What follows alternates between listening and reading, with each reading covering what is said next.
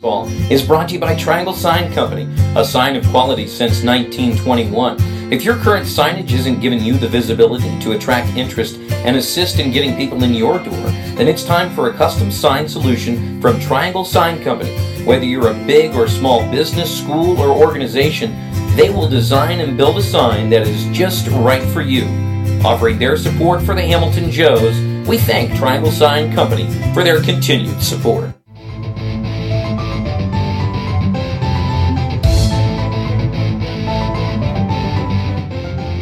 You're watching Hamilton Joes Baseball on the Joes YouTube Network.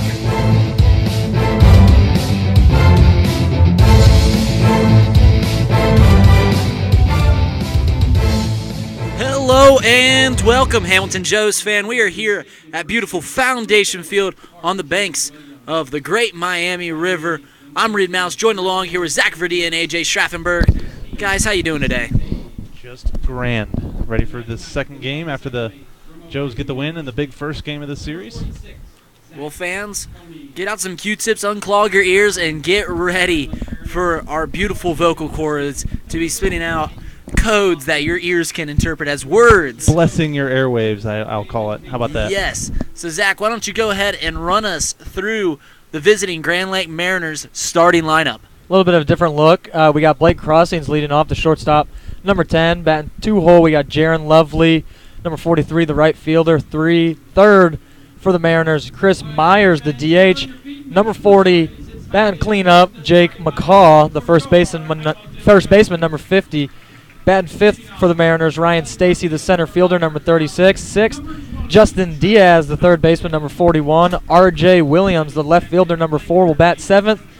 Eighth will be the catcher, Tyson Hayes, number 16. And rounding out the lineup for the Mariners is Jack Coney, second baseman, number 46. Philip Hoffman, number 39, will be on the mound for the Mariners. Yeah, and charged with keeping those guys off the base pass today is none other than Donovan Thacker. Thacker has had two inaudacious starts to the year. He had a fantastic first game of the season. He went 9 complete innings, got the win, only gave up 2 runs, and that was at Xenia 2 Sundays ago. Well, last Sunday didn't go as planned, as he gave up 7 runs, 6 of them unearned, and that's just something he needs the field behind him today. Yeah, absolutely, and let's take a quick look at how the Joes will line up behind Thacker today. As you mentioned, definitely need some help from the defense, as they played really well in the first game without having an error in the first game of the series against the Mariners. But let's take a look from left field to right field. Trey Compton will lead off, and he will play left field again here in Game 2 for the Joes. We'll have Sean McGeehan out in center field. He'll be batting 5th for the Joes. And Tyler Thaman to round out the outfield in right field. He'll be batting 7th for the Joes, and will run through the infield. From 3rd to 1st, looks like Chandler Miller will get the start at 3rd base this game. He'll be batting 2nd, number 29 for the Joes. Over at shortstop is going to be Justin McConnell. He will bat 3rd in the lineup this game for the Joes. We will have Jared Coffin playing 2nd for the Joes, jersey number 2. He will round out the batting lineup in the 9-hole for the Joes. And Michael Hale will round out the rest of the infield. Over at first base, batting 6th will be jersey number 15, Michael Hale. And Donovan Thacker, as we mentioned, will be doing the pitching, and he'll be throwing to Michael Hall, doing the catching duties for the Joes here in Game 2. He'll bat in the 8th spot. Yeah, we've seen this battery. This will be the 3rd time we've seen this exact same battery. And the one thing that Donovan Thacker does so well out there on the mound is he keeps it in the zone. He will walk a guy from here to there. He will make mistakes. But when he's throwing well, he's getting a lot of ground balls, a lot of weak contact. And that's why last Sunday was such a struggle out there for him on the mound. He didn't get the best defensive support. So if there's any key to Donovan Thacker's success, it's the team behind him. It's not necessarily what he can do, because we've seen 2 actually fairly strong starts from Thacker, even with giving up 7 runs, albeit 6 unearned. Yeah, we saw Thacker, as you mentioned, the complete game in the first game against Xenia, and then the second game giving up 7 runs on his ledger, but only the 1 earned. I mean, we don't see him get too many strikeouts, but the field behind him, McConnell's up the middle at shortstop, Kaufman at second base. Good double play duo, and hopefully with Michael Hale, first time being at first base since that Xenia game, that we've mentioned so many times. So hopefully he bounces back in the field here. Yeah, and going to be leading off against your Hamilton Joes. The Grand Lake Mariners is going to be crossing. He's going to be playing shortstop today, a left-handed swinger. And we're going to see what Donovan Thacker can do for the Joes here. Start us out. It's a 7-inning game, which we played in about an hour and a half, as the first pitch from Thacker is going to find its way nestled in there for a strike. Yeah, we played the last game very quickly, and with a guy who throws a lot of strikes out there on the mound, wouldn't be surprised if we see another quick one, which is good for you guys because we know how people are with their short attention spans. As that ball is grounded up the middle, crossing actually falls on the ground right out of the box. I think he might have twisted his ankle. Something slipped up there when he started running. And Justin McConnell fields that one up the middle, but rushes the throw, and he pulls Michael Hale off the bag. So that'll be a leadoff base runner on the E6. Yeah, that was a weird play there. We saw him get some good wood on that and rope it up the middle, and then McConnell was able to get there, but he was able to beat it out as the throw hopped over there, and then Hale wasn't able to corral it.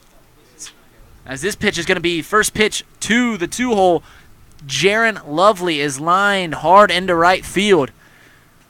Our official score is going to give it hit to crossing there on that play, which is just, oh man, gets Zach smiling cheek to cheek because he knows that drives me up a wall. It's just so inconsistent errors and hits. Oh, I'm leaving it at that as Chris Myers is coming up to the plate here with runners on first and second.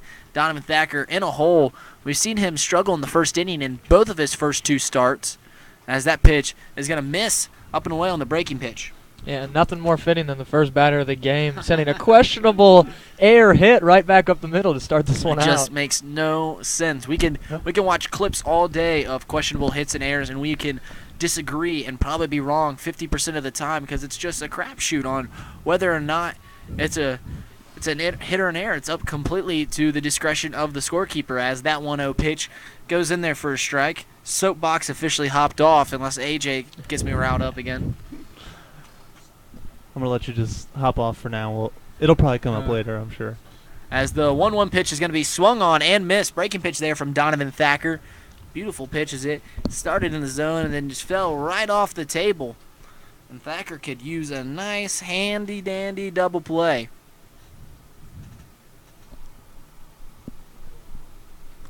So 1-2 here as Thacker gets the sign from Michael Hall. He comes set, kicks and fires. That pitch misses far up and away. He didn't let his arm catch up there. You saw him dragging it behind his body. He tried the slide step and didn't let that arm catch up. You could see that from here to there. And his general manager, Darryl Gershom, actually mimed it in the stands. Here comes the 2-2, and that pitch misses in the dirt. Crossing thinks about going, but Hall does a good job at keeping that in front of himself. And there, with the count 1-0 to 1-2 to Chris Myers, Thacker throws two not very competitive waste pitches. And that's where pitching is so tough because you obviously don't want to give him anything to hit, but that was just two wasted pitches there, as no one in their right mind is going to swing at either one of those. And here comes the 3-2 delivery. And that pitch is grounded through the hole, and that's going to go into right field, but they're going to hold up Cross in third base as Thaman actually bobbles it a little bit out there. So it's going to stay bases loaded here, as according to our official scorekeeper, there's 3 hits to lead off the game. Yeah, not the ideal start as you want, as their bases loaded and nobody out. But just the Mariners doing a good job of putting bats on the ball and putting them in play, and they're hard hit and they're getting through. So now coming up is the first baseman, the left-hander Jake McCall. Bases loaded here. Donovan Thacker coming set. He'll take 2 for a run as the first pitch misses down and in. By what I mean by that, he'll take 2 outs for a run for those who... Yeah, we don't want 2 runs. Yeah. And I don't want you to think he's just going out there for a jog with number 2. As the pitch is grounded to the second base, or the shortstop. They turn 1, and there's 2. There's a double play as The runner on second base actually thought that was going to be a line out, so he stayed put at second base until well after McConnell got rid of it. So there it is. We said they'd take 2 for 1, and Donovan Thacker gets it. So with 2 outs and a runner on third base, the Grand Lake Mariners are the first on the board, and now coming up to the plate is Ryan Stacy. Yeah, the Mariners are fortunate to get a run there, as both the runners on second and third froze pretty heavily on the one hopper to McConnell. Would have been tough to make a play there, but good to get the double play. As this pitch is lined directly to Sean McGinn, and that does it for here in the top of the first inning. Donovan Thacker gives up 1 run on 2 hits and an error, so the run will go unearned here at Foundation Field. Stay tuned as you're listening to your Hamilton Joes Network. The Hamilton Joes play ball on the banks of the Miami River, but the Great Miami Crew Rowing Squad is happy to sponsor the Hamilton Joes during the Great Lakes Summer Collegiate League baseball season. Richard's Pizza is one of Hamilton, Ohio's most favorite spots, bringing you Richard's famous steak sandwiches since 1955, and a proud supporter of your hometown Hamilton Joes. Whether it's pizzas, salads, pastas, or a little bit of fudge for dessert, Richard's Pizza has it all for you and your family. Fort Hamilton Hospital is a full-service community hospital who continues to lead the way to better health in the Butler County area, serving patients from Fairfield, Oxford, Cincinnati, and Middletown. Fort Hamilton Hospital combines modern technology, highly skilled physicians with a friendly, caring staff. Their offerings include maternity, emergency, the most advanced wound healing in Butler County, and a range of outpatient services. For care you can count on, visit Fort Hamilton Hospital, located at 630 Eaton Avenue in Hamilton. Pfefferly Tire and Auto Service has 3 convenient locations, servicing Hamilton, Fairfield, and all of Butler County.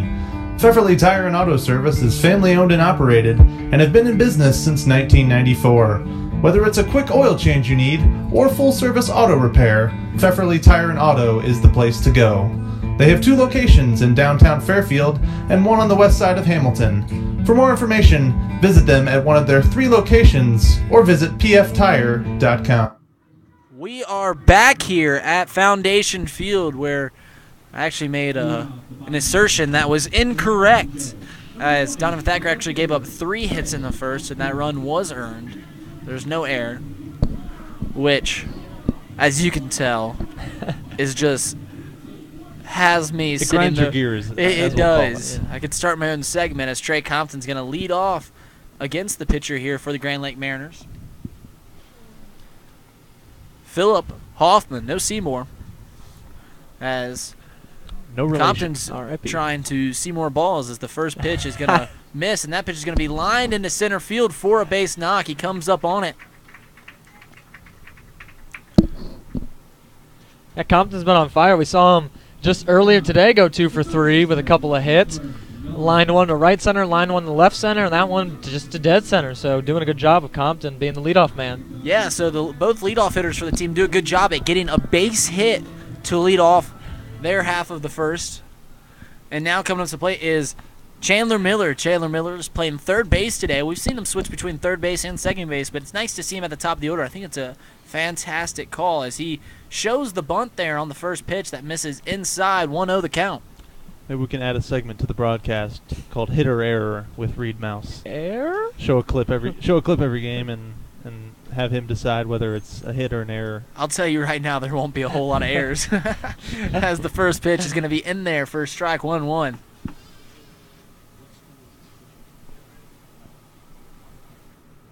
The count here for Philip Hoffman. Chandler Miller facing off against Hoffman as the 1-1 count. That pitch is in there for a nice strike. 1-2 now the count here for the man that played Truman Capote. 1-2 the count, as Chandler Miller trying to get something going here for the Hamilton Joes. You guys seen that movie, right? Capote? I can't say that I have. It's a fantastic film. I think Philip Seymour Hoffman actually won an award for that. Some sort the of best award. The best actor. As that pitch misses up and in, and Trey Compton's going to be called out there on the stolen base attempt. It was a beautiful throw by the catcher at getting him just down there, and Compton actually had to slide around the tag, but they're saying he was tagged before getting on that base.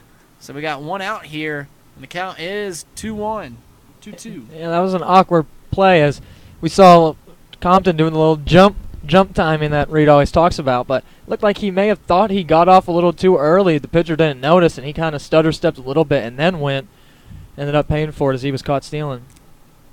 Yeah, it's got to be a split decision on that, on the new school lead as they call it, as this 3-2 pitch is swung on and missed for a strikeout. So Chandler Miller's the second out of the inning against Philip Hoffman. But yeah, it's all instincts, and it's all got to be as a quick decision as baseball is often made in split time decisions. You have however much time to decide whether to swing at a pitch or not, and that's just right there with it. You have less than a half second to decide, oh, I got to go. I got it. So it's tough out there. Compton just stuttering too long as the first pitch from to McConnell is popped up and out of play. One strike here.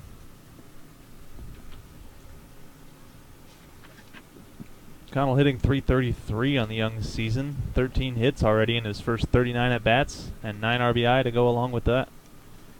Yeah, we saw 3 of them a week ago today as this pitch is lined into right field, but that's going to be an out. So both innings mirror themselves as the first batter gets on and the last out is hit hard to an outfielder. But we're going to be headed to the top of the second here. The maestro of lexicon, AJ Schraffenberger, is going to be on the call there in the top of the second. Stay tuned as you're listening to your Hamilton Joes Network. The Hamilton Joes are proud to partner with Planet Fitness, home of the Judgment Free Zone. You can experience the Judgment Free Zone by joining for only $10 a month. You can join in any of the 13 Cincinnati area Planet Fitness locations or online at planetfitness.com. Planet Fitness, the world judges, we don't. At TriHealth Orthopedic and Sports Medicine, they know that in Cincinnati, sports isn't just a way of life, it is life. That's why the Hamilton Joes trust TriHealth to train and care for their players. TriHealth aims to ensure you don't miss out on a single moment. They provide care Cincinnatians need to keep doing what they love. So get out there and keep cheering, keep playing, keep following your passion with TriHealth Orthopedics and Sports Medicine. Proud Hamilton Joes sponsor Miller Coors wants to remind you, whether you're watching the Joes at Foundation Field or catching the game on YouTube, to never compromise on taste. Reach for a Miller Lite, the light beer that's always brewed for more taste with only 96 calories and brewed right here in Ohio. Miller Lite, hold true. Pate Appliance Services have given you 61 years of phenomenal service for any appliance that you need, with flexible scheduling, automated reminders, state-of-the-art service, and an A+ customer satisfaction rating from the Better Business Bureau. Pate Appliance Services is there for you. They can be reached at 513-863-4700 or found online at pateappliance.com. Back here in Hamilton for the top of the second inning, Joe's trailing 1-0. Back with your 3 best YouTube friends here as we get started here in the second inning. Third baseman Justin Diaz watches the first pitch for ball 1.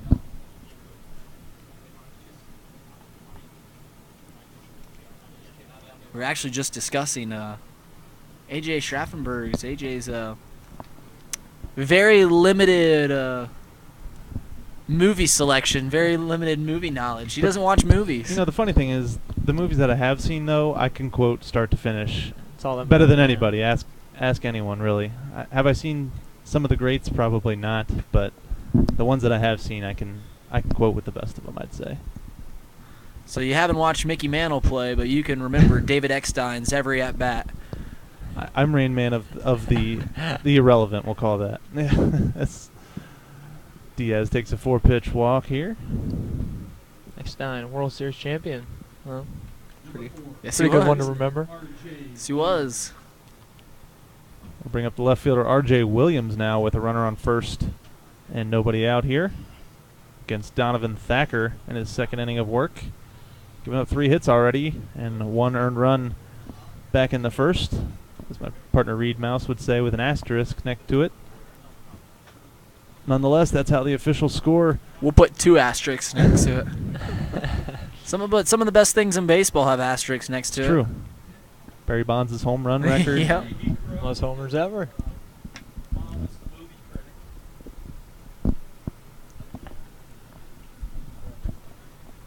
This one's going to be off the glove of catcher Hall, and going to get to second base is Justin Diaz.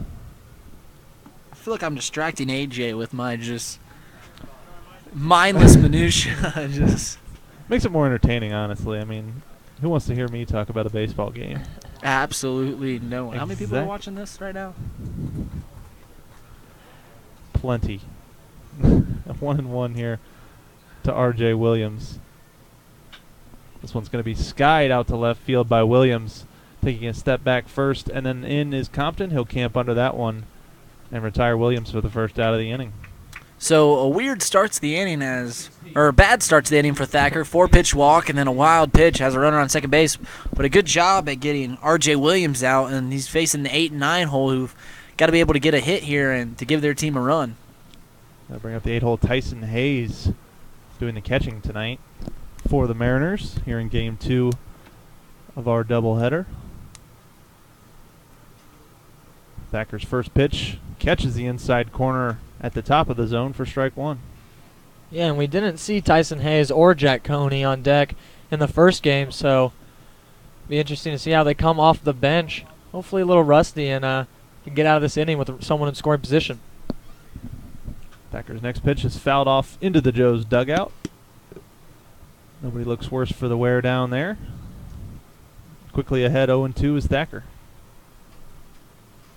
Honest question about baseball. I'm not trying to poke any bears with this, but so you get an unearned run when there's an error out there on the field. But do you get an unearned run if, say, the catcher has you give up a walk or a hit, and then the catcher has 2 pass balls back to back? Because those aren't technically errors; those are just pass balls. Does the run still count as earned or unearned? It's a good question, because Do you have the answer, or Yeah. I would say Literally probably no earned. idea. I don't ask questions I don't know the answers to. Wait a minute. you Said that know wrong. the answers to it. Yeah, Yeah. we got it. I don't know. I'd have to get back to you on that one. As a pitcher, a former pitcher, you'd think I know that, but I don't think I was ever in that situation. I was lucky to throw to a lot of good defensive catchers, and And you gave up 2 hits to this one. yes, exactly. Never gonna let me live that down, are ya? Never ever, AJ. Be a recurring storyline of the summer. Thacker ahead 0-2. Swung on and dribbled towards third. I wish I had pitch by pitch data so I could just make you relive it. I'm sure it's out there somewhere. I think we can find it somewhere.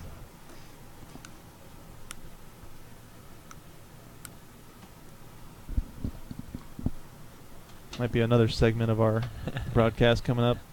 Reanalyze at bats that happened a good 3 years ago. If we keep It was talking every about bit it, of like 4 years ago. if we keep talking about it, then we might have to send them both out there after the game and see an at bat. Settle it. I've got my bat and my gloves. Sure, we have some extra ones laying around, and then there's a box behind us with a few bats in it. If you need one. And you got me twice before I had surgery, so now you tee off on me nowadays. Henry Rowan Gardner, his arm is now he throws Except- over 100 except miles the an hour. opposite. Yeah. I got the opposite Rowan Gardner.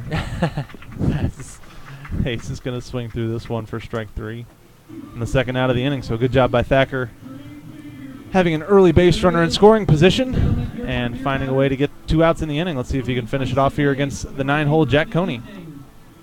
Beers are $1 off for the remainder of this second inning. Stop by the beer booth. Zach's favorite part of the game just happened. The announcement of the beer batter. Tyson Hayes. Next time he comes back up, hopefully this crowd cheers for him. Because that's always a guy you want to root for It's an to exciting strike thing. out. Is that cheering for or is that cheering against? Yeah, it's all the same. Nope. As long as he strikes out. Nope.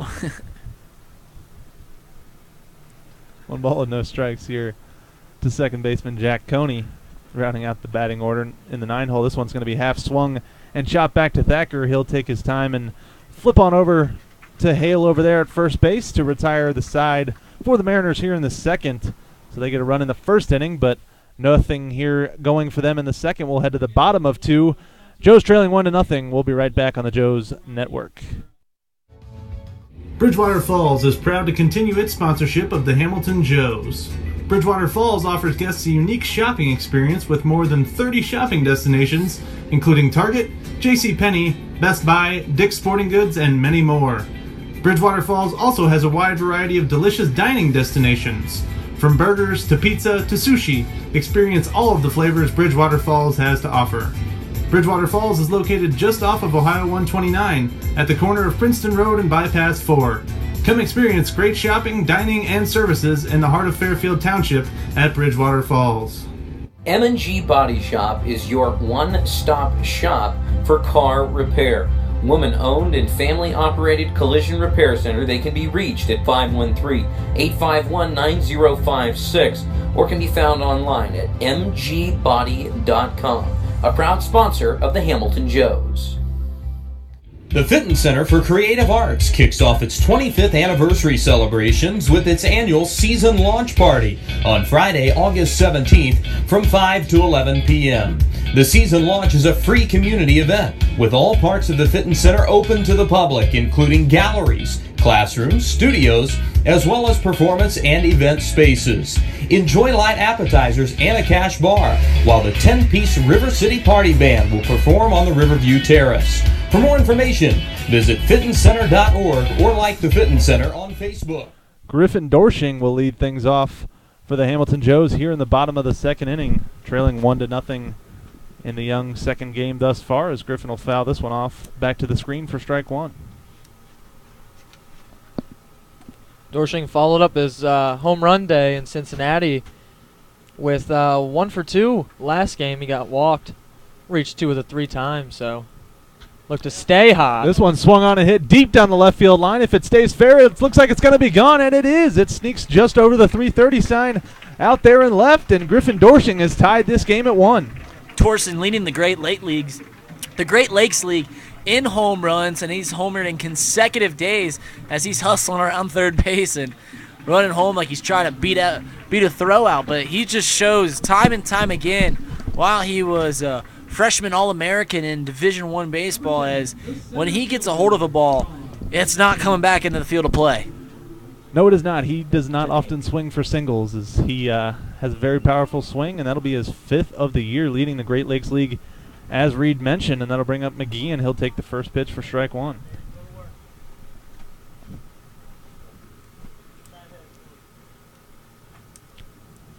A 1 pitch just off the plate outside. That'll even up the count at 1 ball and a strike. Griffin's 13th hit of the young season, that solo home run out of his first 44 at-bats. His average climbing closer and closer to 300 at 295 as McGeehan watches this one on the inside corner, 1-2. Did you say that was his 12th hit of the year? Yes, yep. Yeah, 12 hits, 5 homers. That might do it. It's pretty incredible. He's an extra base hit machine, as this is a close play at first. But Crossing able to fire over to McCaw just in time for the first out of the inning here in the bottom of the second. The first baseman, Michael Hale. So Michael Hale will trot to the plate, getting the start at first base this game, batting in the 6th hole.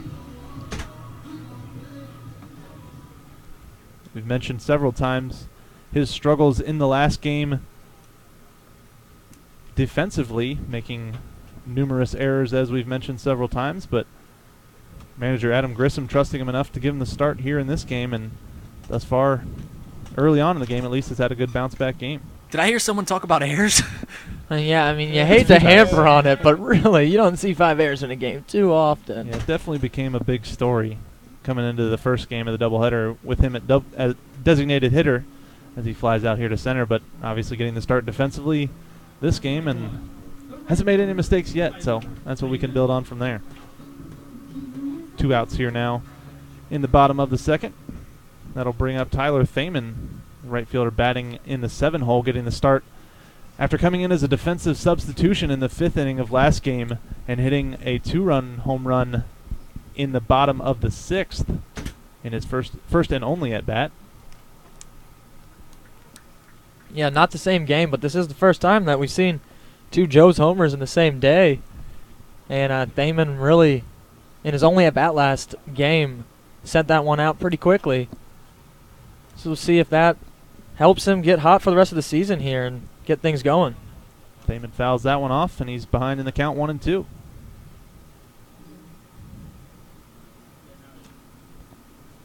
Two outs here in the bottom of the second. Here comes the 1-2 pitch. Swung on and fouled off again. Thaman staying alive here with 2 outs, and the base is empty.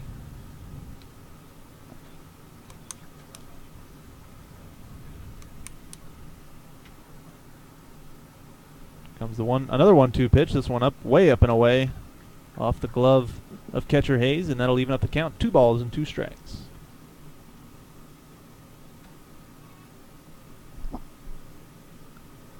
I had this old adage as a catcher that you don't throw anything on 2-2 that you can't throw on 3-2. And I think that's just a good way, especially early on in the game when there's not – it changes a little bit with maybe bases loaded or runners on first and second. You need a strikeout or some sort of situation. But here with the bases empty, you just got to go right after him. And go right after him he does. Another fastball on the outside corner. This time Thaman can't catch up. So that'll end things for the Joes here in the bottom of the second, but not before Griffin Dorshing's solo home run ties this game at 1. We will be back with more third inning action. My partner Zach Verdea will have the call here in the third. We'll be right back on the Hamilton Joes Network. Facebook. Hamilton Joes Baseball is brought to you by Triangle Sign Company, a sign of quality since 1921. If your current signage isn't giving you the visibility to attract interest and assist in getting people in your door, then it's time for a custom sign solution from Triangle Sign Company. Whether you're a big or small business, school, or organization, they will design and build a sign that is just right for you. Offering their support for the Hamilton Joes, we thank Triangle Sign Company for their continued support. The original and simply the best. That's Wings on Brookwood, located at 147 North Brookwood Avenue. Family owned and operated for over 20 years, Wings on Brookwood offers both lunch and nightly specials. Before or after the Joes game, stop by Wings on Brookwood. You'll be in good company. Your AAA store has moved to a new location in Hamilton. 2870 Menards Boulevard in Fairfield Township is your new home for all your travel, insurance, and attraction ticket needs. AAA has great member deals on everything you need for a great vacation. Visit AAA today in Fairfield Township to join America's largest motor club organization or online at AAA.com. And welcome back to Foundation Field. So we're here in the top of the third inning now. Joe's got one back on a Griffin Dorshing solo shot to left field. So it's 1-1 here as we see Donovan Thacker back on the mound facing leadoff man Blake Crossing, who most would say is 1 for 1 on the day. Including the official scorer. Not falling for it, not taking the bait. As the first pitch to Crossing is a strike, so he'll see an 0-1 from Thacker here. That's a breaking ball that he just goes with and sends through the 6th hole to left field for the single. Now he's 2 for 2. Look at that. So a couple of hits for Crossing on the day. We'll see him and the leadoff man for the Mariners on first base for Jaron Lovely, who also came in and followed up Crossing's hit with a hit. So Thacker will look to tame them here and not do what happened in the first inning, as they got 3 straight hits before the double play as he throws over trying to keep Crossing close at first base. Yeah, so he's given up a leadoff base runner in each of the first 3 frames of work, and that's not smelling. It's not a great recipe for success. Thacker out of the stretch. His first pitch to Lovely will miss outside for a ball. And we saw last game what can happen when you don't allow any leadoff men. Yeah, like Middendorf did. Gave up a handful of second batter as a throw over safe. Second batters of the inning get on, but didn't let too much come through as he only allowed 1 run. But the leadoff man is on here in the top of the third inning. Snacker's thrown over a couple times to try to keep Crossings close. So he's jumping over there. And the 1-0 pitch will miss outside for another ball. including the Joes 2 games tonight. 10 games of action in the Great Lakes Summer Collegiate League scheduled tonight. We'll catch you up on a little bit of that between pitches here this inning. So Donovan Thacker's 2-0 will be fouled off and out of play towards the third base line. Obviously, the first game of this doubleheader, the first to go final today. Joe's winning 4-1 earlier in this doubleheader. And the next closest game to being completed, the Steam and the Jazz are in the top of the 6th inning. Looks like they're part of a 2-game doubleheader as well. Jazz leading the Steam 3-2 in the top of the 6th inning in Richmond. As Thacker throws over again to Crossings. Third time he's thrown over there. Crossings not with the biggest lead, but once you see Thacker get stretched, he hops around over there as he throws over for a 4th time. None of them have really been close. Just trying to keep him close. And we've seen opponents steal bases on the Joes almost at will so far this year. As the 2-1 pitch will also be fouled off and out of play towards the third base line. We've seen Thacker do that a lot. I mean, he tries to keep the base runners close over there, and that's partly because of just how much base runners have had success on the Joes this season. He's just trying to take it upon himself, making sure that doesn't happen, or makes it happen as little as possible. Thacker stretch, and he will step off. As Crossings was bouncing around over there, we see him not get a huge lead when Thacker's not set, as he's doing a little bit of the new school lead we talk so much about as he hops out there, and they'll stay on the 2-2, and that one will also be fouled straight back to the netting. So we'll have another 2-2 count here for Donovan Thacker against Jaron Lovely. 3 of the 10 games scheduled in the Great Lakes Summer Collegiate League tonight have been canceled. Actually, Galleon Graders in Licking County canceled, as well as the Lima Locos at Irish Hills up in Michigan have also been canceled thus far. There's a reason a lot of teams are switching to turf like the Joes have here at Foundation Field. You're going to play a lot more games when you got it. No doubt about that. We were definitely lucky today to have this turf. That one just flared into left field. Jaron Lovely finding some green where nobody is. Nobody able to get to it. So back-to-back hits now here for the Mariners to start the inning. Other games in action right now in the bottom of the 5th inning. The Sugar Beets are on top of the Clippers 6-1 in the bottom of the 5th, and in the top of the 4th, the Xenia Scouts trail the Southern Ohio Copperheads 3-1. And the other game in action in the bottom of the 1st, the game that we are at, or bottom of the 2nd, I should say, the top of 3rd, the game we're in right now. Struggling all day. So the first pitch to the 3-hole for the Mariners, the DH Chris Myers is in there for a strike. A good pitch from Thacker. He'll look to get some outs here as there's no outs and 2 on, runners on first and second. That one is in there for a ball. So Thacker allowing the first 3 base runners of last inning for the first inning to reach. Allowed the leadoff man, and that's it in the 2nd inning. We'll see what he can do here with 2 on already and nobody out, as that 1-1 pitch is in there for a strike. So Thacker's breaking ball working pretty well today.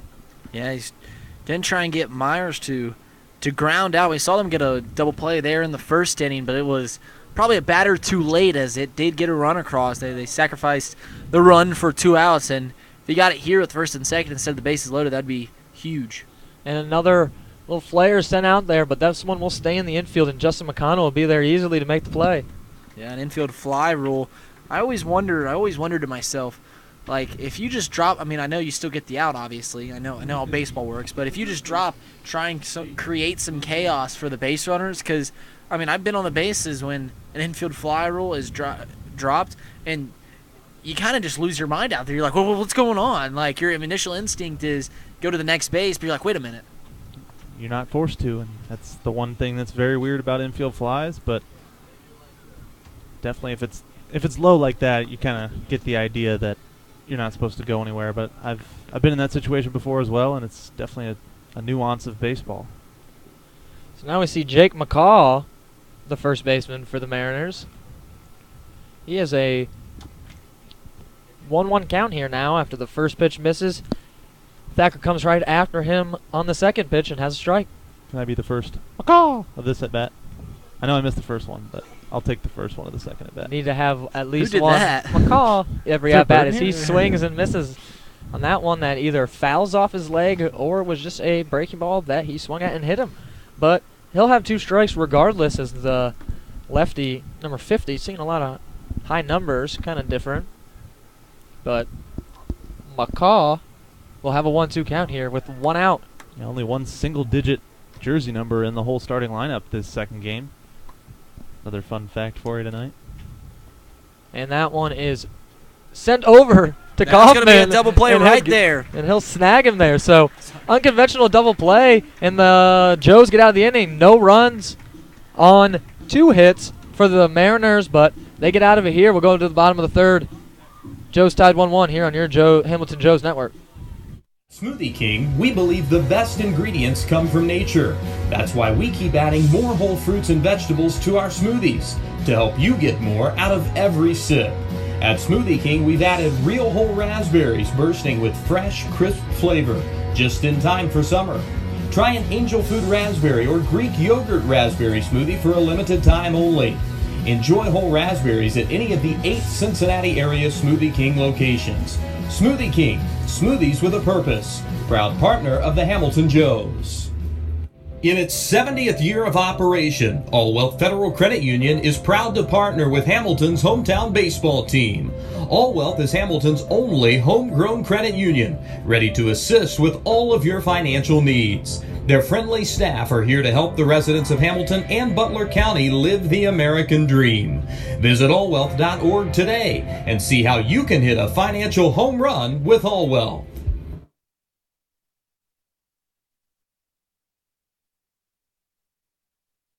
At Smoothie King, we believe the best ingredients come from nature. That's why we keep adding more whole fruits and vegetables to our smoothies to help you get more out of every sip. At Smoothie King, we've added real whole raspberries bursting with fresh, crisp flavor just in time for summer. Try an angel food raspberry or Greek yogurt raspberry smoothie for a limited time only. Enjoy whole raspberries at any of the 8 Cincinnati area Smoothie King locations. Smoothie King, smoothies with a purpose. Proud partner of the Hamilton Joes. And we're back here at Foundation Field as the Joes get out of a jam there. 2 on and no out. But Thacker was able to work out of it. And Michael Hall fouls the first pitch to him straight back. The catcher hitting 8 holes, seeing his first at-bat of the day. They'll have a 1-1 count here. Hitting .263 on the young season. Just 19 at-bats for Hall on the year, 5 hits in those first 19. So take that one inside for a ball. Saw Colin Homan last game, had 2 hits on the year going into the day. Had 1 earlier, so Michael Hall will try to replicate that at a catcher spot, see if we can get some productivity in this game as well. I've liked what Michael Hall has been able to do at the plate this season, but it seems like every time that he comes up in a crucial situation, runners on, he can't get the job done. He always gets these doubles down the line with no one on, but you'd like to see more production out of him when there's actually something on the line. And he'll have a 3-1 count here, so a perfect opportunity to get a pitch that he likes. But he will not, as that one misses high. So the leadoff man for the Joes, Michael Hall, draws a walk, and he'll be on first base. As we've talked about many times about the first runner of the inning getting on base and how many times that runner comes around to score. Is it Hawks will want or Walks will haunt, Reid? We will find out either way. Might see some Hawks here as Jared Kaufman's up. Similar to me going 2 for 2 against you. You're not going to let me forget that one, are you? Nope. Like I said, I think my mouth works quicker than my brain a lot of the times, as I'm evens sure out. the listeners know. It all evens out over the course of a long season, I think. So Kaufman shows bunt on the first pitch and pulls back, but it's called a strike anyway. So we'll see if Jared Kaufman was just showing bunt because he wanted to, or if he's going to lay one down here with nobody out and a man on first base. Yeah, with the go-ahead run there on first base and a shortened game, and Trey Compton coming up next, Jared Kaufman struggling. Every single factor that could play into this decision is pointing towards the bunt. And we've seen that a handful of times today. Is usually when the Joes get a runner on first base, they've been bunting. And Kaufman showed bunt there, And now Tyson Hayes is on his way back from the mound visit. He wishes to talk over what they're going to do if there is a bunt here. I've actually never seen a better hustle out of an umpire-catcher tandem going back to home plate. Normally that's a Saturday stroll. Yeah, he noticed the pace of the first game, and he's trying to keep it as close to that as he can, both umpire and catcher. So the 0-1 to Kaufman. He'll show bunt again, and he'll get that one down. And he'll be thrown out at first base, but not before the sacrifice bunt works. That one looked like it was inside. Kaufman, if he didn't bunt that ball, probably would have hit him there, but doing a good job of just getting it down with one strike and moving him over.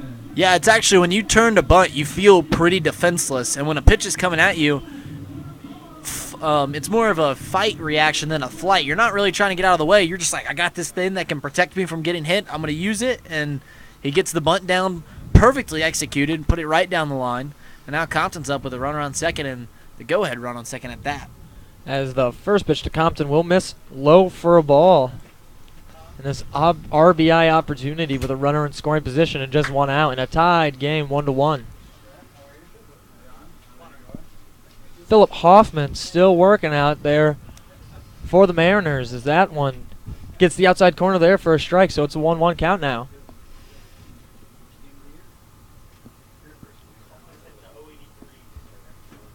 Michael Hall not with the most speed out there on second base, so we'll have to see if a single to the outfield will score someone here. This Trey Compton waits for the 1-1 and it'll miss high.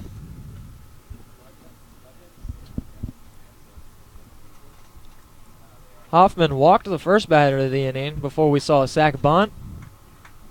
Now Compton has a 2-1 count here. He's set and the 2-1 will be swung at and missed by Compton. Might have been chasing that one a little bit there as he doesn't look too pleased with himself. Yeah, I think they called foul ball, or else I was wondering why Michael Hall never took off for third base and he stayed right there, but they eventually did call a foul ball, albeit a few seconds after the play developed. So the count is now 2-2 to the leadoff man, Compton. Michael Hall still standing on second base here. And Compton will send that one foul to right field. That one will just get out of play here. Right fielder gives chase. So we'll do it again here with a 2-2 count for Trey Compton. Compton singled his first time to the plate, as we mentioned, bringing his average on the season up to 325. 13 hits in his first 40 at-bats, including the first at-bat of this game. Looking to keep on a hot streak here with a runner in scoring position and one out. So Hoffman now looking for the sign from his catcher Hayes. He will come set here. Take a look back at Miller. At Hall. Maybe a couple. And that one will miss low for a ball, so now a full count to Trey Compton. Still one out here. Chandler Miller's on deck. McConnell follows him. We'll see if they can come up here, as there is just one out in this inning. So the full count to Compton is skied high into the outfield. We'll see if anyone has a play on it, as the center fielder was slow to it. Not sure if he picked it up right away, but Ryan Stacy able to come in and make the play here. So now 2 outs. Yeah, definitely got a late break on that ball. Must have not have seen it very well up in the sky or the lights or something, but definitely did not get a good beat on that ball, as you mentioned, Zach, but able to stroll under it for a big second out for the Mariners here. So Chandler Miller will come up.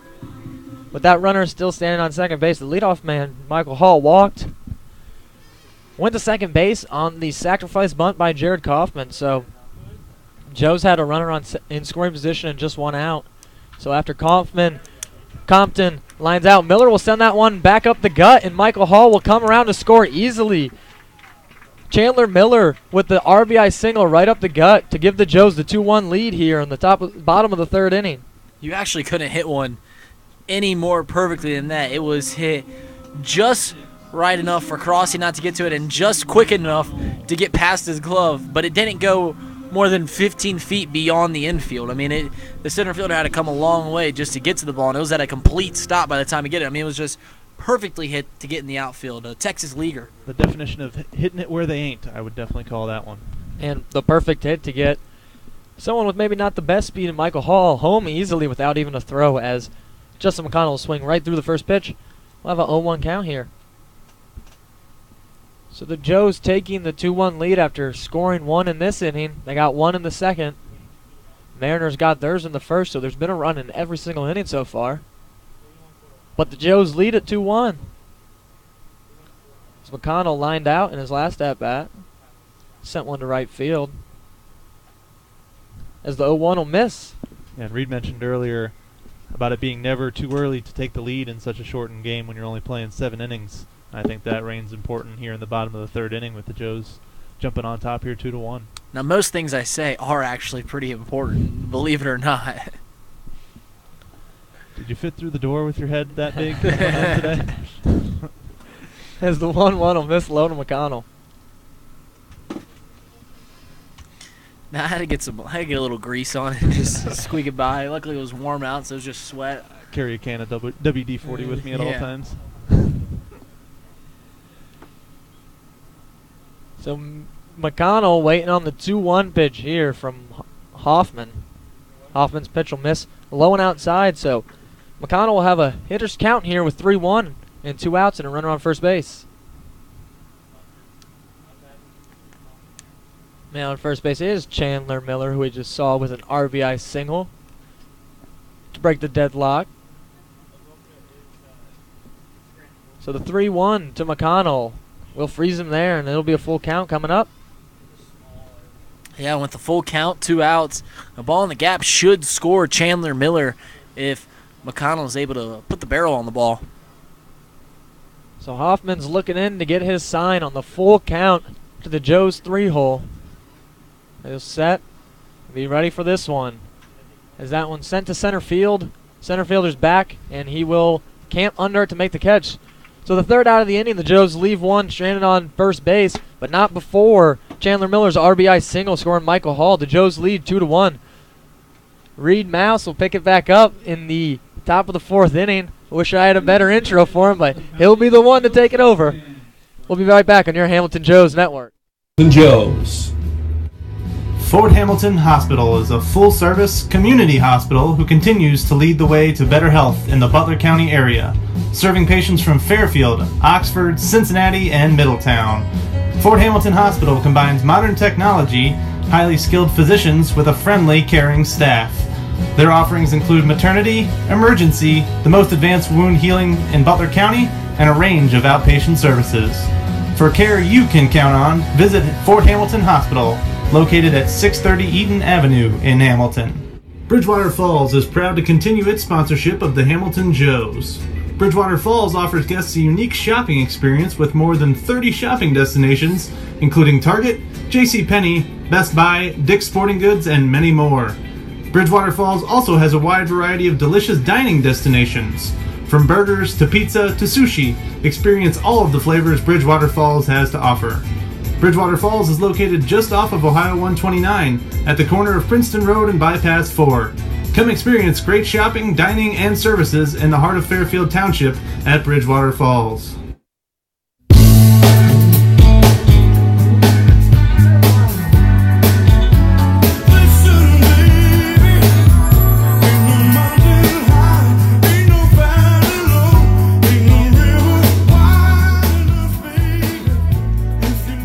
Are back here at Foundation Field coming off the sounds of Motown. Now you got the sounds of H-Town as Reid Maus on the call here with Zach Verdea and AJ Schraffenberger here in the top of the 4th inning as that first pitch from Donovan Thacker is going to be nestled its way right in there for a strike. 0-1 the count here to Ryan Stacy, the center fielder. A+ on that transition. Like Motown to H-Town. That's grade A right there. I don't give much beat quality stuff as the 1-0-1 pitch misses down. 1-1 the count now.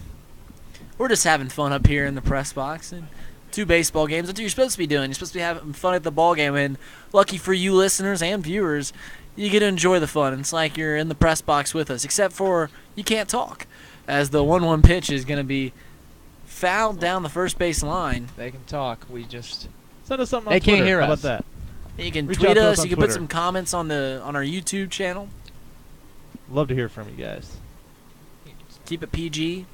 We'll give you 13, PG 13. give a follow or two. You know, doesn't hurt. And make sure if you're watching for the first time, subscribe to our channel, and you'll get a little notification every time that we go live for one of our exciting Hamilton Joe's games. As the 1-2 pitch is going to be swung on and miss, as right after AJ shamelessly plugged our YouTube channel, Donovan Thacker leads the top of the fourth out with a strikeout. I have no shame in that one. You're absolutely right. So the first batter is put down on strikes. Now coming up to the plate is Justin Diaz, who was able to gain admittance to first base on a walk in his first at-bat, as the first pitch misses down and away. 1-0 here to Diaz, the third baseman for tonight's contest. As the Joes were able to take the lead there in the bottom of the third, as that pitch misses as well. 2-0 the count. Yeah, Thacker been able to scatter 5 Mariners hits thus far to just allow the 1 run back in the first inning. So doing a good job of settling in after that shaky first inning. As the 2-1 pitch is going to be swung at and missed on the outside part of the plate. And yeah, we've seen Thacker do this before. He struggled in the first inning in both of his first 2 starts. And we saw it again today, but ever since then he found his way on the bump. And that pitch finds its way missing. Low and away now, 3-1 the count here with 1 out. The Joes lead 2-1 here in the top of the 4th inning, as Donovan Thacker is meeting the back part of this Grand Lake Mariners lineup. And here comes the 3-1 delivery, as that pitch is going to miss inside. Walk as Diaz gets on for the second time today. And now coming up to the plate is the left fielder, AJ Williams. Yeah, we haven't seen Diaz get too many pitches. He had a 3-0 count, 4-pitch walk on his first at-bat. That was a 5-pitch walk. And I got a base runner here. That's what you call taking it easy, as the Eagles once said, famously back in the early 70s. It's a great song. Eagles don't put a lot of bad ones out there. No, they don't. I guess it was all that fighting and arguing and inner turmoil that just lend itself to greatness, just like this broadcasting booth right now, as the first pitch is swung on and missed. The similarities are striking between those two broadcast mediums, I guess you'd call them. So the 0-1 pitch here from Thacker. RJ shows the bunt, but that pitch is going to be fouled, so he's found himself in a well. 0-2 the count now, as Thacker is looking for some more potassium, trying to get his second K on the inning. For you guys, that's the atomic symbol for Science. Yeah, for Bring potassium. a periodic table joke into it. Yeah. We touch all the bases here. Well learned. You can't say you don't walk away learning something today, as the 0-2 pitch misses up. Tried to go for some off speed, but couldn't pull the string enough to get it to fall back into orbit, as it's now 1-2 the count. I'd venture to call us the most educational broadcast in the Great Lakes Summer Collegiate League. Yeah. At least in our league. It's up to you guys to take it further than that, I think. As the 1-2 pitch is going to miss. Low and in. 2-2 now the count here with 1 out. As now Thacker's going to lay one in there. See if he can get a McDouble on the rocks here to end the inning. Twin killing would be just what the doctor ordered right here for Thacker. As the runner's going to go, and that pitch is going to be called a ball. He'll be sliding in there easily, as the count will run itself to full. So when you got a full count here, as Thacker has played around with RJ Williams enough, he's going to have to come right after him, as Justin Diaz is going to steal the base. First stolen base for the Grand Lake Mariners in Game 2. You saw a little frustration there from the catcher Hall. You could tell he was frustrated he didn't really get a chance to have a good throw based on the way the pitcher Thacker set up the base runner for him. So after dominating the center fielder Ryan Stacy, he has back-to-back walks to AJ Williams and Justin Diaz, and now coming up to the plate is Zach Verdea's favorite Grand Lake Mariner, Tyson Hayes. The beer batter. Yeah, the Had beer to think batter. about it for a second there, but definitely the fan favorite here. My favorite. Love to see a quick 3-pitch at bat here with 2 men on and 1 out. As he grounds this one to the third baseman, there's not going to be a chance for 2 as he's going to flick that one over to Michael Hale. Chandler Miller flips that one over to first for the second out of the inning. It was just chopped too weakly to turn 2 with 2 speedy runners and R.J. Williams and Justin Diaz on the base pass. They were unable to turn 2, and now coming up to the plate is the 9-hole, the second baseman, Jack Coney. Coney's last at bat, he had that little check swing on the first pitch that was hit into fair territory, and Thacker was able just to field it cleanly and throw it over to first. So it'd be great to get one of those now with the runners 90 feet closer. So now, yeah, with the tying and go-ahead run on second and third base, Donovan Thacker's going to try and figure out a way to stop Coney as the first pitch misses up and away. That pitch misses in the turf. 2-0 now the count. Great job there from Hall behind the plate, getting his body in front of that one, keeping it from going to the backstop as it very well could have on the breaking pitch from Thacker. So 2-0 the count here to Jack Coney.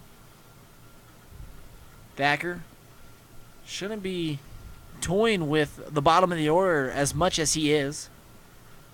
As he comes set and fires, this one's grounded out to Justin McConnell. McConnell's got a tough hop, flicks that thing over to first base, and Michael Hale gets the out there at first base, but good thing that the umpire, there's only 2 umpires on today's field, because if we had a 4-man umpiring crew, they might have brought that one back, because it looked like Hale might have pulled his foot as the first base umpire is now going to talk with the umpire, but the teams have left the field. We're going to see if anything changes, but we're going to take we're going to stay right here as we might be calling back as if it does, that would tie up the game. Griffin Dorsing trying to come up to the plate here. Oh, they're going to stay. They're going to stay the call out, so the 2-1 is going to. The lead's going to stay 2-1 here as we head to the bottom of the 5th inning. Stay tuned as you're listening to your Hamilton Joes Network.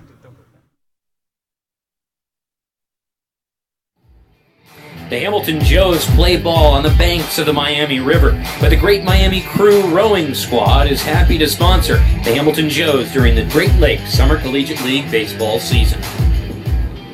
Your AAA store has moved to a new location in Hamilton.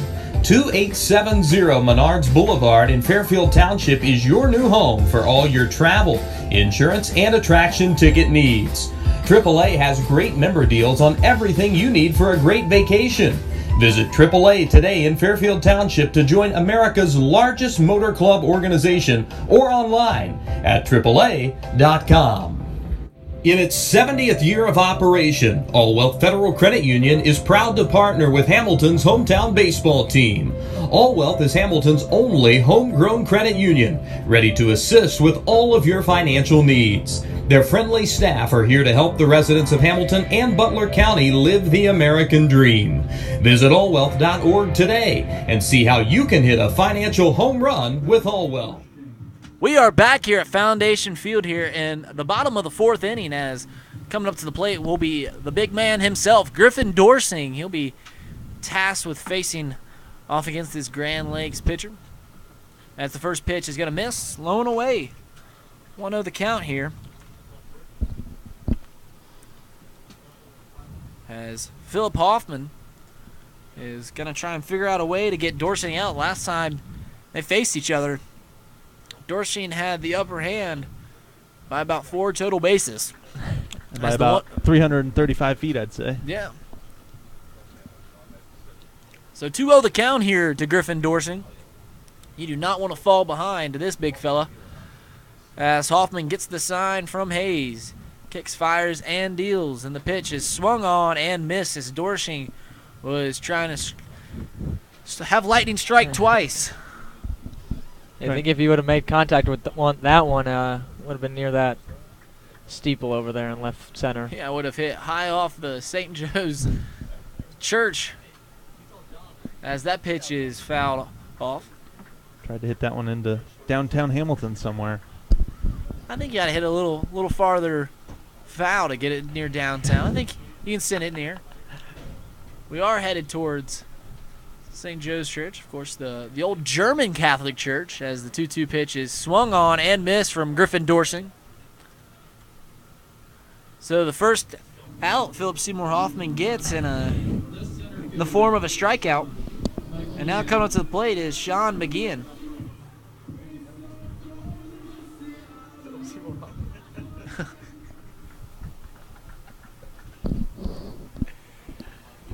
So Hoffman trying to get out McGeehan now. McGeehan in his first at-bat grounded out to the shortstop. 1-0 the count.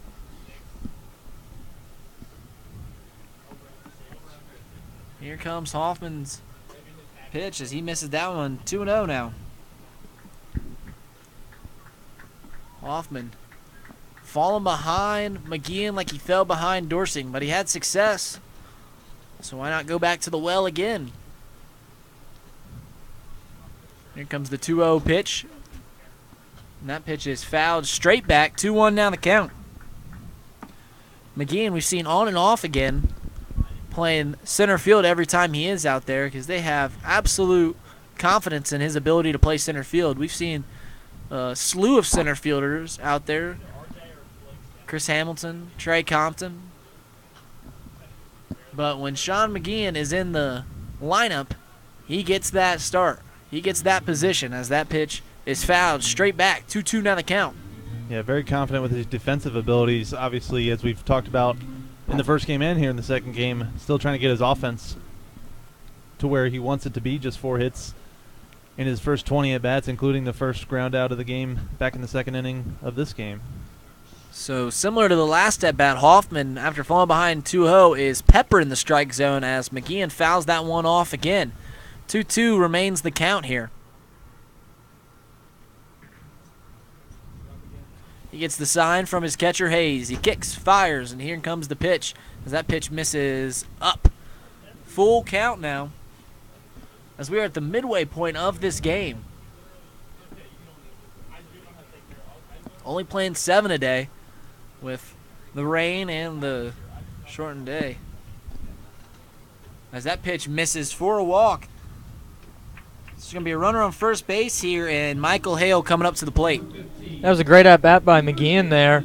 He had 2 strikes on him, fouled multiple pitches off, forced a full count, then forced a ball 4. So 1 out and a man on, and McGeehan, he can move over there, so we'll see if they send him, if they want to get him in scoring position, or what they'll do here with Hale at the plate. Yeah, McGeehan 1 for 1 on stolen bases today, so like you mentioned, let's see if they put him in motion and try to get the runner back into scoring position here with only 1 out. So Michael Hale's first pitch is taken in there for a strike. Hale from Kettering, Ohio. Does his school at Marietta College. I couldn't remember if it was a college or a university. As here comes the 0-1 pitch to the Pioneer. As McGeehan goes, but now after being Hale, that pitch was going to hit him, but he had to swing as it was a hit-and-run situation, and he puts that ball in play. Somehow he's able to do it. He has a big old grin on his face as he is wondering himself how he was able to pull that one off. So we got a runner on second base here and 2 outs, and coming up to the plate, the right fielder, Tyler Thaman. The ultimate in protecting your teammate there, as you mentioned with the hit and run on. Your job is to swing if it's on the ground, over your head, anywhere. And that ball was right at his hands and looked like he may have sawed off his bat, but did the job and was able to protect the runner. McGeehan headed to second. A lot of hitters like the hit and run because it takes the whole decision-making out of the at-bat. You know you got to swing. All you have to do is make contact. But it's times like that which give hit and runs a bad name when a pitch is coming right at your throat and you got to spin like a top and somehow muster up some contact. As the first pitch misses to Tyler Thaman, here comes the 1-0 as that pitch misses as well. 2-0 falls the count here. Now Hoffman's going to take a few steps back and gather himself as he's got to go right after the 7-hole. Thaman struck out in his first at-bat. Still has a 2,000 hitting slugging percentage on today's games. Or I guess a 2 slugging percentage. Potato. As he falls behind 3-0 here, as now the manager is going to go out there and talk to Hoffman, and he's coming out there with a pace that can only be described by power walking, as he looks angry as he talks to Hoffman. It's a quick talk. I'm sure they just went over their game plan to Thaman. Keeping it in the zone, I'd imagine, is the words with some probably colorative adjectives and other words of such. Choice words, we'll call them. Yeah. How about that? Words that bump up your movie rating. As that 3-0 pitch finds itself in there for a strike.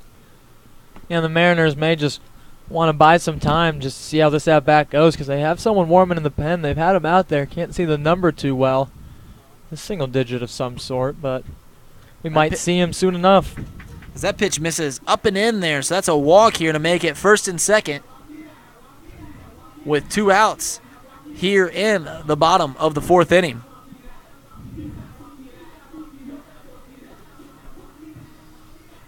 So what started out as a quick inning has slowly slowed itself down.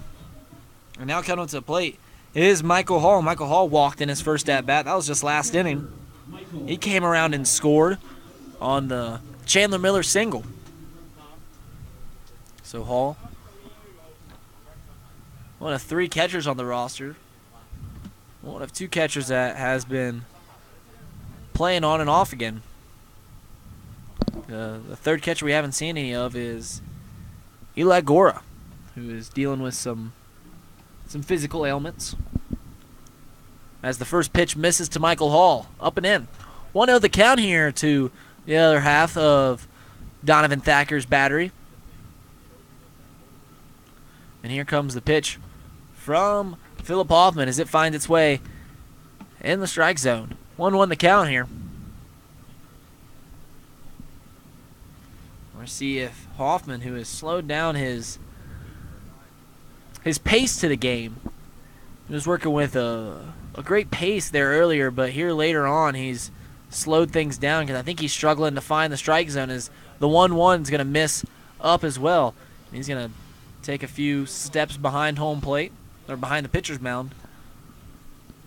Yeah, we didn't see him walk anybody the first 2 innings. He walked Michael Hall to start the 3rd inning, and since then he's walked 2 total guys. So 3 all in all as Michael Hall takes a strike there. Yeah, that pitch was a fastball on the outside part of the plate, and I'd imagine that he's going to just strictly go with fastball. I'd be incredibly surprised to see him throw anything else here. Judging on the situation, they're going to go right after the bottom of this order, as that pitch is a fastball that is swung on and missed for a strikeout. So Hoffman somehow gets himself out of the danger that he only brought upon himself, as we're going to head to the top of the 5th inning. But strap in, because coming with who's going to caress your earlobes with just a beautiful array of words is the master with the microphone himself, AJ Schraffenberger. Stay tuned as you're listening to your Hamilton Joe's Network. M&G Body Shop is your one-stop shop for car repair. Woman-owned and family-operated collision repair center. They can be reached at 513-851-9056 or can be found online at mgbody.com. A proud sponsor of the Hamilton Joes. At Smoothie King, we believe the best ingredients come from nature. That's why we keep adding more whole fruits and vegetables to our smoothies to help you get more out of every sip.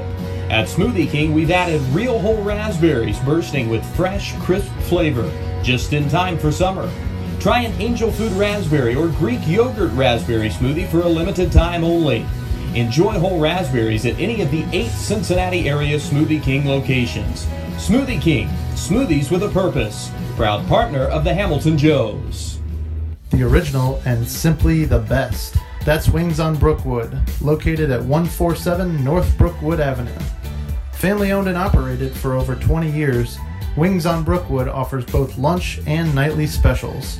Before or after the Joes game, stop by Wings on Brookwood. You'll be in good company. Fort Hamilton Hospital is a full-service community hospital who continues to lead the way to better health in the Butler County area, serving patients from Fairfield, Oxford, Cincinnati, and Middletown. Fort Hamilton Hospital combines modern technology, highly skilled physicians with a friendly, caring staff. Their offerings include maternity, emergency, the most advanced wound healing in Butler County, and a range of outpatient services. For care you can count on, visit Fort Hamilton Hospital, located at 630 Eaton Avenue.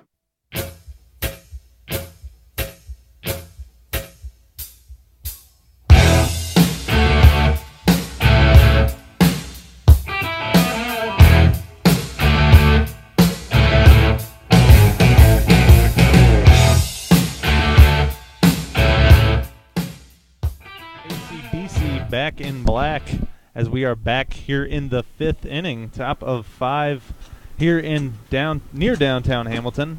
Learning my new geography lessons that not quite close enough to be called downtown, but no, we're on the east side. Nevertheless, top of the 5th inning as the Mariners come back to the plate, trailing 2-1 here as Thacker continues to work against this Mariners lineup. Back to the top of the order, he'll face the shortstop Blake Crossing to lead things off, and he's behind 1-0. The downtown area is over when you get to the courthouse and the precinct and everything that Main Street, goes with really. yeah. I mean, a few blocks in either side, but we're not too far from downtown. You guys are Hamilton novices. I've actually lived here my whole life. See, I've had a Hamilton mailing address for almost 12 years now, but I live more on the Liberty Township side, so besides playing for this lovely team and working for them for a couple years now, that's the limit of my experience here. But now, I don't know if I've ever told you this, but right on the outside of Liberty Township, and this is an absolutely true thing, right on the outside of Liberty Township is a tiny town. It has just literally a sign on it, and it is named after my family, Moustown. I've seen that, yeah. That is literally named after my family. The story goes, and this is a fun one. Let's do it. We got time. Just call the pitch while I you got it. While I talk. So, years ago, 1-2 misses down low, 2-2 to Crossing now. So years ago, back like in the 50s and 40s, the government was going around and putting funding into. This is the story I was told. I don't know how true it is, but putting funding into giving these small towns that probably don't have enough money or any sense of government. 2-2 misses. Down low, we're going to check for a partial swing. No luck. That'll bring the count full, 3-2. Yeah, they're funding these towns with putting small signs. So around here, you've got Riley, you've got Millville, and stuff like that. So Moustown was one of these towns, and it just happened that my great-great-grandfather. As that pitch misses down low for ball 4, Crossing with a leadoff walk. It was either my great-great-grandfather or my great-grandfather. Probably my great-grandfather. That's too many generations. Was in a drunken stupor put a sign outside of his farmhouse that read Moustown. And a few months later, they just left it there, and the government officials came by and put a sign that says Moustown. It's a story I've been told, and that's the greatest thing that's happened in my family. Pretty amazing. That's the story you're told, and you're sticking to it, and why wouldn't you? And now, if you go to Liberty Center, the new mall that's right off I-75 and 129, they named all the streets that run through Liberty Center after these small towns. So there's one that's named after my family, Mouse Lane. Mouse Lane. Look at that. All over the place. You're going to steal the street sign? What? So are you going to steal the street sign up Absolutely. there? Absolutely. 110%. Would it technically be stealing if it belongs to your name stick? Yeah. Exactly. I think I should just get a big, I talk about some sort of royalties. My theoretical soapbox, but I think at one point I'm just going to get a soapbox, hop up in Moustown, and just be like, start preaching. Your king has come to.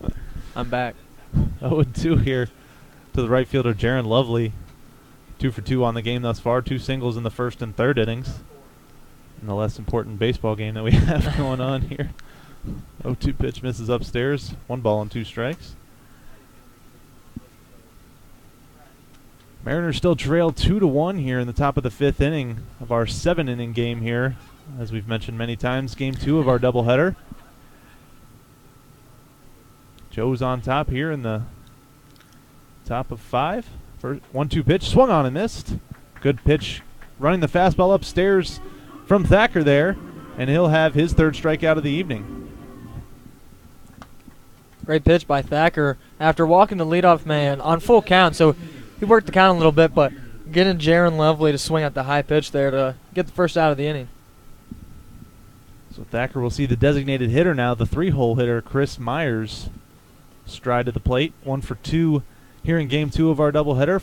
Singled back in the 1st and popped out to short. Infield fly back in the 3rd inning. He's going to watch a breaking ball just catch the inside corner for strike 1.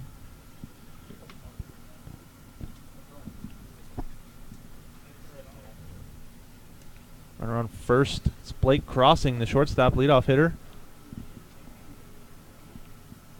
This one misses down low and in, evening up the count at 1 ball and 1 strike.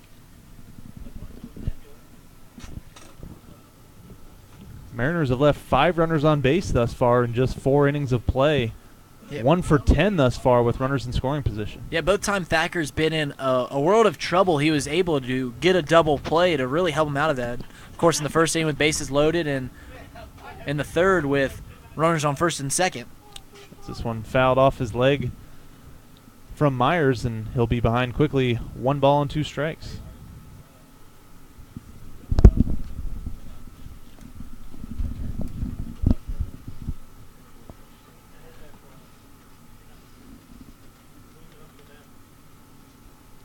One hour and 15 minutes into this 2nd game thus far.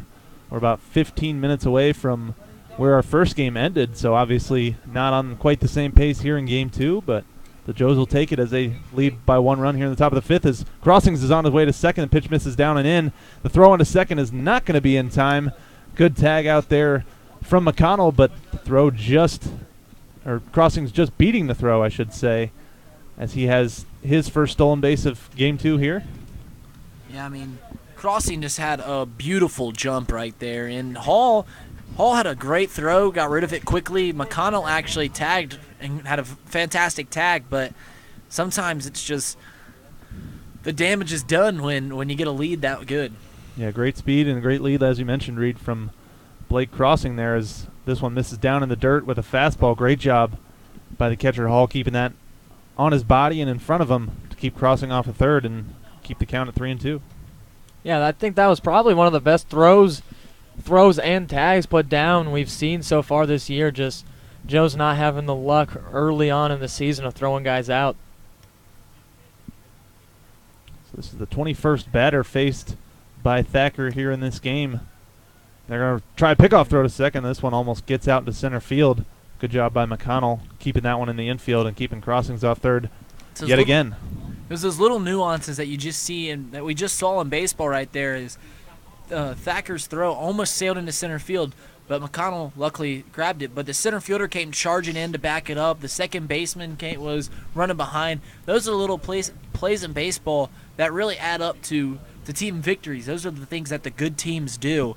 And as the Joes are trying to get back with that adjective on their side, as after they finally got off the 8-game skid that they were on last game, as they're trying to pick up a series sweep here in game 2.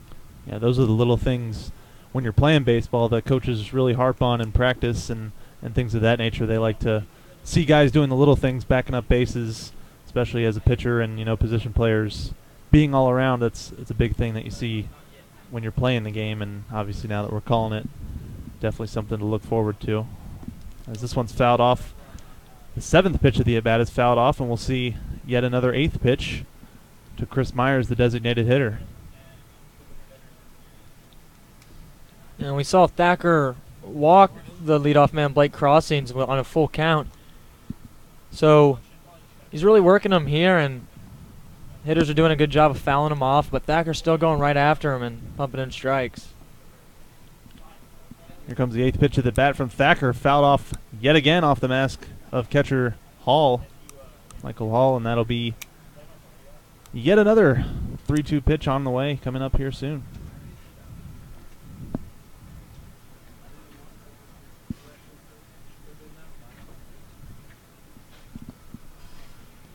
Infield playing pretty deep from third all the way to first. Outfield relatively straight up. Wouldn't really call them deep or shallow.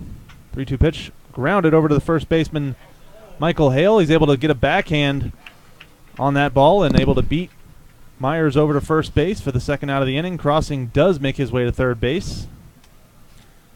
Now that's more of the Michael Hale we knew. We've seen him make fantastic plays out there, but play a good defensively first base earlier in the season, but there's just something in the air on Sunday in Xenia as the 5-error game still looms over his head and over his reputation as well.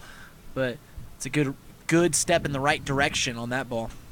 So 3 unassisted if you're scoring at home, and that'll be the second out of the inning. We'll bring up the first baseman, Jake McCaw, as he'll watch the first pitch down and in for ball 1.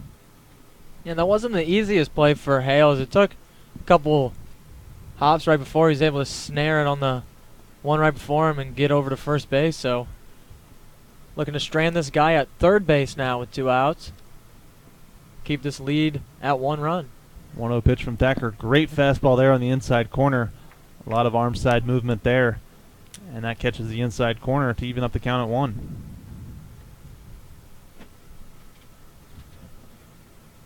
McCaw 0 for 2 on the day.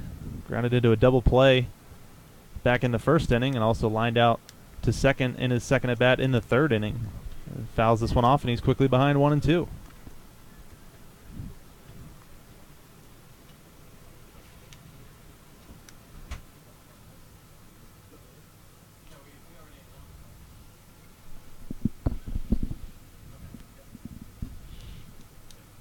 1 ball and 2 strikes. Thacker looking to get out of a jam here in the top of the 5th. Been in trouble a few times tonight. Been able to get out of it with the exception of the first inning. As this one swung on and grounded out to the second baseman, Kaufman. Looks like that's going to end the inning for the Mariners. So Thacker avoids another jam there. Puts up another 0, his 4th consecutive 0 after giving up 1 in the first, as I just mentioned. And we'll be heading to the bottom of the 5th inning. Joe's leading 2-1. We'll be right back with more action here on the Hamilton Joe's Network. Only 96 calories and brewed right here in Ohio. Miller Lite, hold true. The Hamilton Joes are proud to partner with Planet Fitness, home of the Judgment Free Zone. You can experience the Judgment Free Zone by joining for only $10 a month. You can join in any of the 13 Cincinnati area Planet Fitness locations or online at planetfitness.com. Planet Fitness, the world judges, we don't. The Hamilton Joes play ball on the banks of the Miami River, but the Great Miami Crew Rowing Squad is happy to sponsor the Hamilton Joes during the Great Lakes Summer Collegiate League baseball season. Hamilton Joes Baseball is brought to you by Triangle Sign Company, a sign of quality since 1921. If your current signage isn't giving you the visibility to attract interest and assist in getting people in your door, then it's time for a custom sign solution from Triangle Sign Company. Whether you're a big or small business, school, or organization, they will design and build a sign that is just right for you. Offering their support for the Hamilton Joes, we thank Triangle Sign Company for their continued support. Second baseman Jared Kaufman leads things off for the Joes here as we come back in the bottom of the 5th inning. Joes leading 2-1 here in the bottom of the 5th. Kaufman without an official at-bat tonight as he sacrifice bunted in his first plate appearance. First pitch taking a check swing and it fouls it off into the Mariners dugout.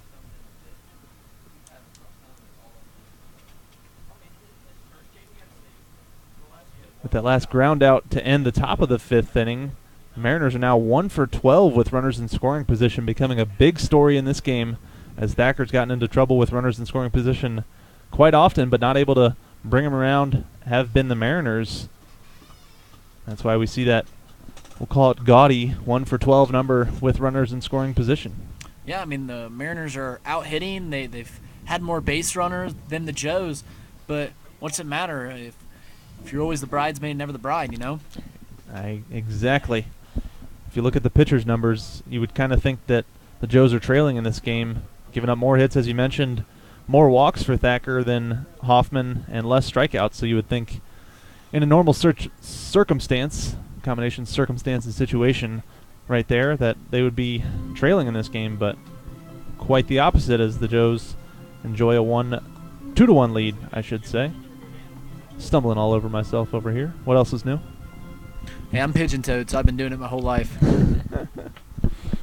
2-ball, 2-strike count here to the second baseman, Jared Kaufman, batting at the bottom of the lineup. This one swung on and hit deep to left field.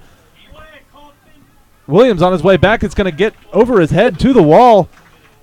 And easily into second is Kaufman. A great swing on that pitch. And a great job by Kaufman to lead the Joes off with a leadoff double. Yeah, it was a beautiful job by Kaufman. We've been talking about all season long how he's been putting the barrel on the ball and a few times, but just been hitting it right at people. But he didn't hit that one to the window. He hit that one all the way to the wall, and he has a double to lead off this 5th inning. Interesting transition there. Looks like the manager will make his way out. Not a yin-yang Twins fan. Yeah. No, I picked up on the reference there, but try to keep it a little bit baseball related sometimes. But we'll take a short break here, as that will do it for Hoffman on the day. That'll close his book, and we will be right back, and we'll have more information on the new pitcher for the Grand Lake Mariners. Hamilton Hospital is a full-service community hospital who continues to lead the way to better health in the Butler County area, serving patients from Fairfield, Oxford, Cincinnati, and Middletown. Fort Hamilton Hospital combines modern technology, highly skilled physicians with a friendly, caring staff. Their offerings include maternity, emergency, the most advanced wound healing in Butler County, and a range of outpatient services. For care you can count on, visit Fort Hamilton Hospital, located at 630 Eaton Avenue in Hamilton.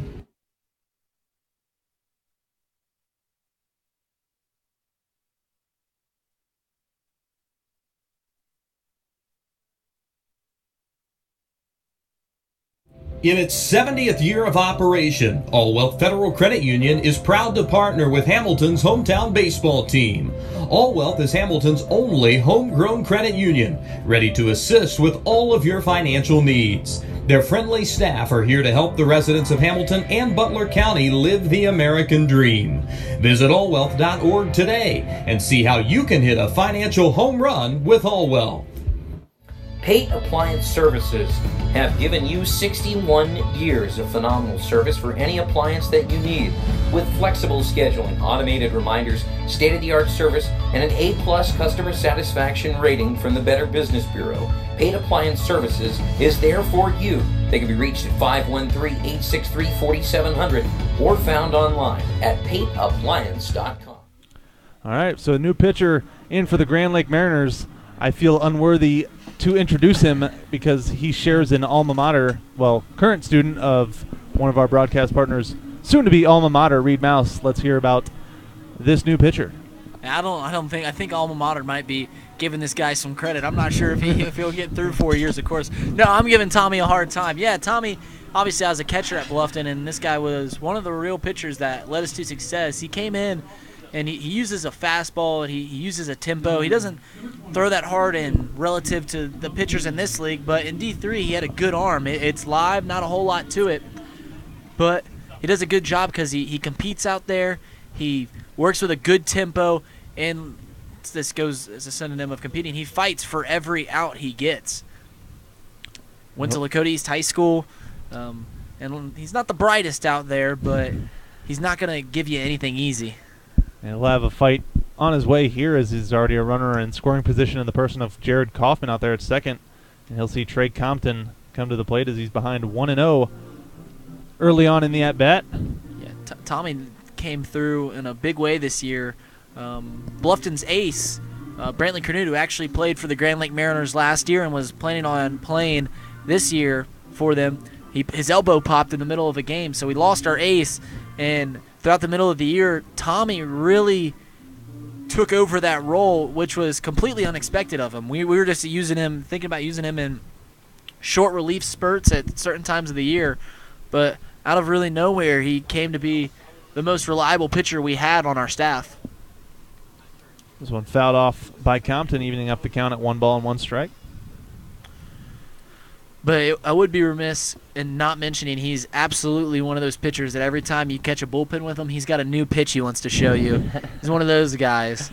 He thinks he has the dirtiest knuckleball this side of the Mississippi, but he doesn't have the dirtiest knuckleball this side of the Great Miami. Does he have the confidence to throw it in a game yet or no? Yes, he throws it. He shakes me off. I'll be calling pitches down there. I'll go fastball. He'll go no. I'll go, what about a curveball? No. Slider? No. Changeup? No. And I just run back to fastball, and he knows I know what he wants, but I'm not giving it to him. See, a lot of the guys that claim to have the best knuckleball will be the guys that they don't know how to throw at 60 feet, or they just don't have the confidence to throw at 60 feet. So that, I don't know the kid, but the fact that he's able to, or willing to throw it in a game situation, I respect him a little bit more for that. Well, the thing about his knuckleball is it does have signs of being really good, but to be quite honestly, I don't like catching it. It's not a ball I particularly enjoy catching. Seamer's pitch to Compton, smoked out to center field, but not going to be deep enough to advance Kaufman at second, as Stacy's going to be under this one easily and retire Compton for the first out of the inning. The third baseman, Chandler Miller. So Kaufman stays at second. That'll bring Chandler Miller to the plate, the third baseman for the evening portion of this doubleheader. Saw Miller come up in a big spot last at bat as he had an RBI single with 2 outs and a runner on second base, so he'll have another chance here with Kaufman standing on second base. Coach Adam Grissom might be kicking himself in the butt here as he didn't go for the bunt.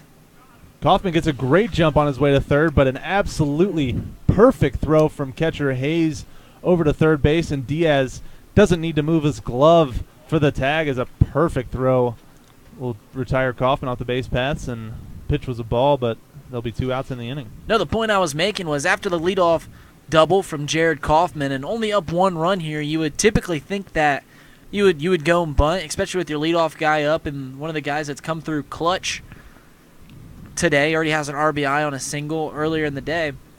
You'd want to bunt him over, but I think with the new pitcher and already the lead that they're trying to get something going.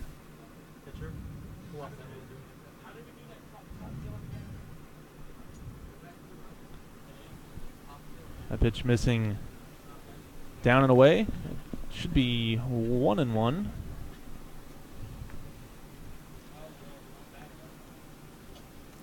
Now 2-1 as that one misses upstairs. So 2 outs here in the bottom of the 5th. Base paths are now cleared after Kaufman is caught stealing. 3-1 pitch to Miller as they umpire changed the count there. I thought it was 2-1 previously before the 2-1 pitch was a ball, but nevertheless, that'll be a 5-pitch walk to Chandler Miller, and that'll bring up Justin McConnell. 5-pitch, we think. Yeah, that's the one pretty thing. sure. Pretty sure it's a 5-pitch walk. One thing about Tommy is that he does have spurts of being wild. That was one of the reasons that before going into this year, we just expected him to just be a couple innings here, a couple innings there guy, but he honed his control, but there is still flashes of him just being all over the place. Quick move over there to first to check on Miller. He's sliding back safely. McConnell 0 for 2 on the game thus far, lined out to right field and also flew out to center, so a couple balls to the outfield for the Joe shortstop as he's going to watch the first pitch inside on the inside corner for strike 1.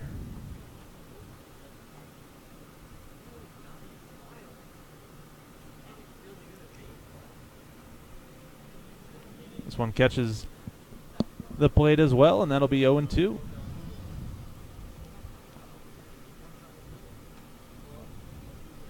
McConnell quickly behind 0-2. Batting at a .317 clip on the young season. This one misses down in the dirt, and that's going to be far enough away from the catcher, as that'll allow Miller to get to second base on a pass ball, or wild pitch, excuse me. Yeah, it's pretty lazy of Hayes right there. He called the curveball himself. There's 2 strikes, and with a runner on base there, you've got to be dropping to your knees to go get that one. He just didn't even go down. He just put his glove out there, and it ricocheted off his chest protector and gave the Joes a runner in scoring position. Yeah, at least a fighting chance here for the Joes, but 1-2 on the shortstop McConnell. Pitch coming in, and that's going to be a breaking ball missing down and away, evening up the count at 2 balls and 2 strikes. As a former catcher, would you say that after throwing out a couple guys, you start feeling yourself a little bit and maybe not want to go block a couple balls in the dirt? Or is Truth be told, you never want to go block the balls, but sometimes you have to. This one's ripped up to center field by Justin McConnell. Miller making his way around third. He will score easily without a throw as the throw goes to second base to prevent McConnell from getting there, but the damage has already done as McConnell drives in another run, and that will be the third run for the Joes as they now lead 3-1. Yeah, and there's exactly what I was talking about, and just harping home again. It's that wild pitch or the pass. It was a wild pitch, but the ineffectiveness of the catcher doing his thing, or one of his responsibilities, blocking the ball with 2 strikes, runner on, and 2 outs, leads to a run, an easy run. As there goes the base hit, as they would just be first and third now. He's off and running on the first pitch, would have had it stolen, but Griffin Dorshing hacking at the first pitch as he quite often does, and he fouls this one back to the screen. So big clutch 2-out hitting has been the story for the Joes this game, as they've scored 2 of their 3 runs with 2 outs in the third inning and now here in the bottom of the 5th. Doing something they haven't been able to do much of the season thus far, with 2 outs getting clutch hits. That's what it takes to win games, as we've found out from the lack thereof. Breaking ball upstairs, misses one. 1 ball and 1 strike will now be the count. The lone not 2-out run belongs to the man at the plate right now, as solo home run to lead off the second inning. As he fouls this one back to the screen behind 1-2. Even when Dorshing just fouls one straight back, I kind of still jump in my seat a little bit every time he swings. I'm expecting him to hit one fairly deep, as he usually does. Breaking ball missing upstairs, and he has second base stolen, and the throw gets out into center field. The catcher, Hayes, with an errant throw out into center field, and McConnell will find his way all the way to third base. Stolen base and a throwing error for the catcher, Hayes, will allow McConnell to be the third with 2 outs. Are you okay with an error on that one, Reid? Yeah, I mean, that was a bad throw. Stolen base error. Stolen base, then he gets the third on the air. Real recognizes real, right? I was actually just thinking about that play in the first inning not too long ago. I think I'm gonna send the clip to my boy Brian Kenny at MLB Network. I bet you he'll get a good kick out of it. Close personal friend, Brian Kenny. He liked one of my tweets one time. Wow, this one misses. Looked like it was going to miss upstairs, but catches enough of the zone for home plate umpire Jeff Spizak. And that will be the third out of the 5th inning here, but not before the Joes strike once again, get an extra insurance run. They now lead 3-1 as we head to the top of the 6th inning. The Sultan of Synonyms, the dictator of diction, Zach Verdea, will have the call for you in the top of the 6th inning as we return on the Hamilton Joes Network. Bridgewater Falls is proud to continue its sponsorship of the Hamilton Joes. Bridgewater Falls offers guests a unique shopping experience with more than 30 shopping destinations, including Target, JCPenney, Best Buy, Dick's Sporting Goods, and many more. Bridgewater Falls also has a wide variety of delicious dining destinations. From burgers to pizza to sushi, experience all of the flavors Bridgewater Falls has to offer. Bridgewater Falls is located just off of Ohio 129 at the corner of Princeton Road and Bypass 4. Come experience great shopping, dining, and services in the heart of Fairfield Township at Bridgewater Falls. The original and simply the best. That's Wings on Brookwood, located at 147 North Brookwood Avenue. Family owned and operated for over 20 years, Wings on Brookwood offers both lunch and nightly specials. Before or after the Joes game, stop by Wings on Brookwood. You'll be in good company. At Tri-Health Orthopedic and Sports Medicine, they know that in Cincinnati, sports isn't just a way of life, it is life. That's why the Hamilton Joes trust Tri-Health to train and care for their players. Tri-Health aims to ensure you don't miss out on a single moment. They provide care Cincinnatians need to keep doing what they love. So get out there and keep cheering, keep playing, keep following your passion with Tri-Health Orthopedics and Sports Medicine. The Fitton Center for Creative Arts kicks off its 25th anniversary celebrations with its annual season launch party on Friday, August 17th from 5 to 11 p.m. The season launch is a free community event with all parts of the fitness center open to the public, including galleries, classrooms, studios, as well as performance and event spaces. Enjoy light appetizers and a cash bar, while the 10-piece River City Party Band will perform on the Riverview Terrace. For more information, visit fitnesscenter.org or like the Fitness Center on Facebook. And welcome back, Joe's fans. We have a new pitcher, Will McLean, on the mound, coming in to see if he can hold this 3-1 lead here in the top of the 6th inning of this 7-inning game. We saw Donovan Thacker go enough to be in line for the win here for the Joes. He went 5 innings, gave up 5 hits, 1 run, 3 strikeouts, 4 walks. As the second pitch is swung at and missed by Ryan Stacy, 5-hole, the center fielder for the Mariners. He's got a 1-1 count here. We saw McLean. This is his 5th time pitching this year. Recorded a save in his first outing. The next two didn't go all too well, as his 4th outing was clean, and he's back in it, ready to work here. So he's got a 1-2 count now after that one's fouled back by Ryan Stacy. Michael Hall will go out there and talk to McLean maybe. So a little mix-up at the beginning. And we got a 1-2 count.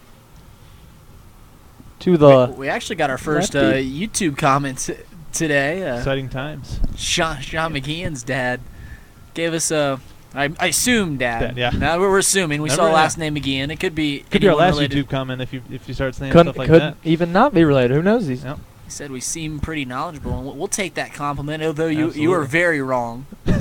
We are trying very hard. We actually Looks have a to be the sign same. right to the right of us that says "Fake it till you make it," Exactly.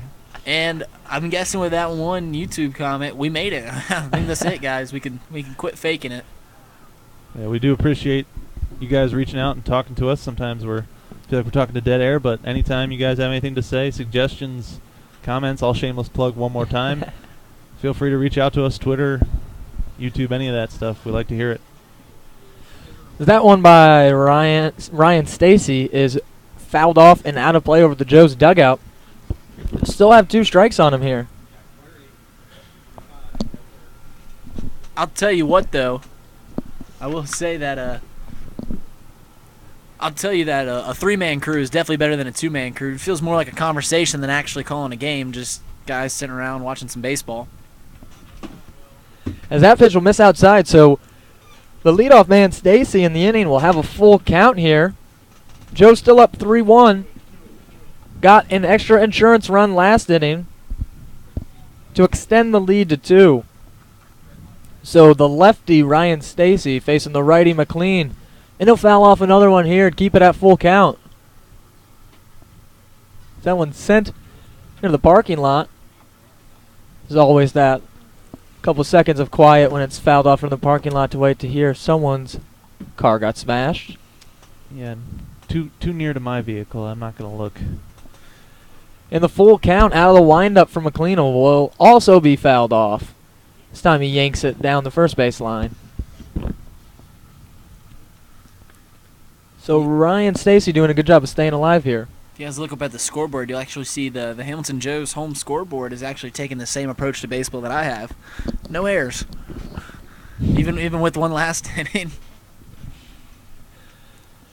So the full count pitch yet again here will miss to Stacy, and the Mariners will have a leadoff man aboard. And this is where we've seen Will McLean get himself in trouble time and time again, or at least earlier on in the season. He's had a few good innings, but he gives these senseless walks, and these long at-bats tend to go the way of the batter instead of the way of the hurler. So he's doing just got to find his way, get back on the horse, get a double play here, and bring it back. So McLean in the stretch now is set and ready to go when the first pitch is in there to Justin Diaz, the third baseman, batting 6th for the Mariners. Has not had a registered at bat yet, walked twice. But he sees a first pitch strike as McLean throws over, just trying to keep Stacy close at first base, trying to prevent another stolen base here. 2 on the game for the Mariners. Michael Hall's throw last time was close. We'll see if they try to get him again as he goes maybe and slips a little bit. Not sure if Stacy didn't go on there because he tripped or if he was just trying to fake him out there. But runner will stay at first base and we'll have a 1-1 count here. I think he tripped himself up there. These turf, it doesn't look like he's got cleats on out there. I think he's just wearing some turf shoes. And we've actually seen a few people have that trip them up here. You're not allowed wearing spikes here at Foundation Field. I've actually talked to a few people that, because some places let you wear spikes, some places don't, and I've actually heard that all places should it's if you do have turf, it's pretty dumb of you not to allow people to wear spikes, as it goes against the warranty that you get on it. It just ruins the lifespan of the turf. So McLean will have Justin Diaz with 2 strikes here with the 1-2 count. We'll see if he can get him there as he throws back over to Stacy Ryan. And like you've mentioned, we have seen a few of the Mariners slip. We saw Blake Crossing, the first batter of this game for the Mariners, on his single up the middle. He hit it and he slipped out of the box, but was able to get back over as the throw is again over to Hale at first base. Slaps the tag down on Stacy, but not able to get him in time as he's still at first base. I don't know why it is this way, but in baseball, like all other sports, you feel comfortable in what you're wearing. And if you come to the ballpark ready to wear, or have been playing baseball your whole life wearing these same cleats, or at least for the past year wearing these same cleats, and all of a sudden you show up at the ballpark and they tell you, oh yeah, not allowed wearing those. Slap on your Nike running shoes and try and play ball. It can play with your head a little bit. It definitely can affect the way you play, the way you play in the field, the way you're hitting in the box, and that's where you notice it the most is when you're in the box, because that's all about comfortability. As the 2-2 pitch misses outside. So Justin Diaz has worked a full count here with a man on after the leadoff man, Ryan Stacy, drew a walk. It's definitely one of those rules that's harder to enforce because it's not a thing that the umpires are taking a look at like they are with bats and helmets and things like that. They can't really enforce a guy wearing cleats. It's more of field management portion of that. It'll be a walk here as Stacy was moving, but the free pass will put Diaz on, and a throw will not be required. And I think with the tying run on first base here in the 6th inning, Coach Grisham has to get someone else up and going this late in the ball game and this close to sweeping a team, especially when you're fresh off a 8-game losing streak like the Joes are, and they're gonna go talk to Will McLean after the 2 walks. And it wasn't like he walked them on 8 pitches. They had to work for their walks, but he ended up, I mentioned this after the last at-bat, that these long at-bats we've seen already this season go in the favor of the hitter more often than not. McLean hasn't won many of these long at-bats.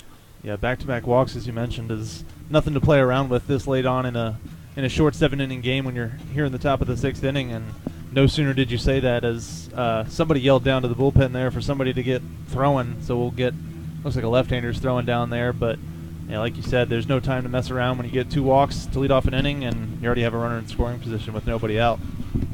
And we saw McLean in his last outing work a clean, no hits, no runs, 1 inning of work, but he did walk 2 batters in that inning, and he's walked 2 already here. The first 2 he's faced in the top of the 6th inning.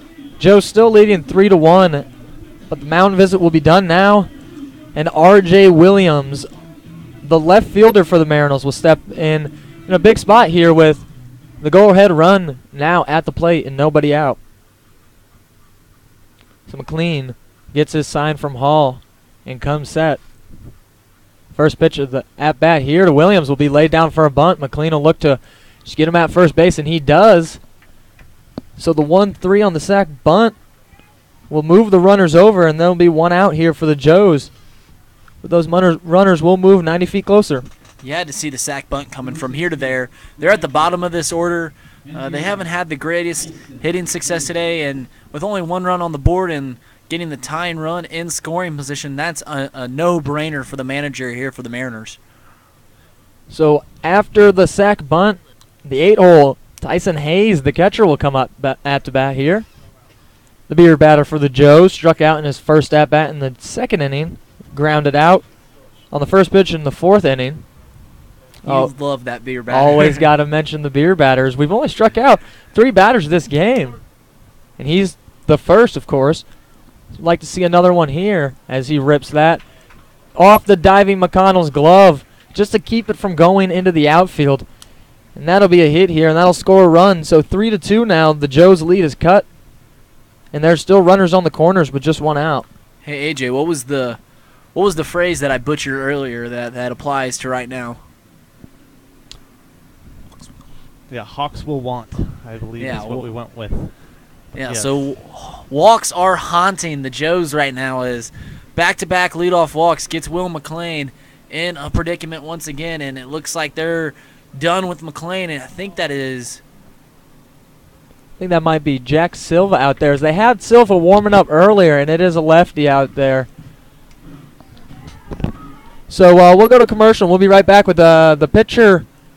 The new pitcher for the Joes, runners on the corners, and just 1 out, leading 3-2 here on your Hamilton Joes Network. Facebook. Richard's Pizza is one of Hamilton, Ohio's most favorite spots, bringing you Richard's famous steak sandwiches since 1955 and a proud supporter of your hometown Hamilton Joes. Whether it's pizzas, salads, pastas, or a little bit of fudge for dessert, Richard's Pizza has it all for you and your family. The Hamilton Joes play ball on the banks of the Miami River, but the Great Miami Crew Rowing Squad is happy to sponsor the Hamilton Joes during the Great Lakes Summer Collegiate League baseball season. Your AAA store has moved to a new location in Hamilton. 2870 Menards Boulevard in Fairfield Township is your new home for all your travel, insurance, and attraction ticket needs. AAA has great member deals on everything you need for a great vacation. Visit AAA today in Fairfield Township to join America's largest motor club organization or online at AAA.com. M&G Body Shop is your one-stop shop for car repair. Woman-owned and family-operated collision repair center. They can be reached at 513-851-9056 or can be found online at mgbody.com. A proud sponsor of the Hamilton Joes. The Hamilton Joes are proud to partner with Planet Fitness, home of the Judgment Free Zone. You can experience the Judgment Free Zone by joining for only $10 a month. You can join in any of the 13 Cincinnati area Planet Fitness locations or online at planetfitness.com. Planet Fitness, the world judges, we don't. Fort Hamilton Hospital is a full-service community hospital who continues to lead the way to better health in the Butler County area, serving patients from Fairfield, Oxford, Cincinnati, and Middletown. Fort Hamilton Hospital combines modern technology, highly skilled physicians with a friendly, caring staff. Their offerings include maternity, emergency, the most advanced wound healing in Butler County, and a range of outpatient services. For care you can count on, visit Fort Hamilton Hospital, located at 630 Eaton Avenue in Hamilton. Proud Hamilton Joes sponsor Miller Coors wants to remind you, whether you're watching the Joes at Foundation Field or catching the game on YouTube, to never compromise on taste. Reach for a Miller Lite, the light beer that's always brewed for more taste with only 96 calories and brewed right here in Ohio. Miller Lite, hold true. And welcome back as the Joes have a new pitcher here, Jack Silva, the lefty on the mound for the Joes, as he'll face the lefty pinch hitter, Evan Spry. We saw him lead off the game, batting first for the Mariners last game. Doesn't get the start here as he'll call time, almost as Silva's pitching, but he'll be granted time here. As Spry, we saw him go 0 for 2, walked in his last 2 at-bats last game. So we'll see him now here, and the first pitch to him is a ball.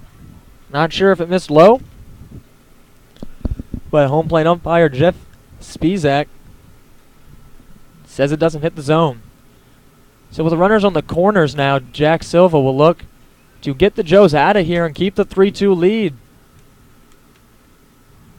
As he'll miss low again. And Tyson Hayes will advance to second on the play. Not sure if he was stealing there or just when he saw the ball in the dirt, he just went. But now they have runners on second and third as there's 2 runners in scoring position and just 1 out here. As they'll bring the infield about halfway.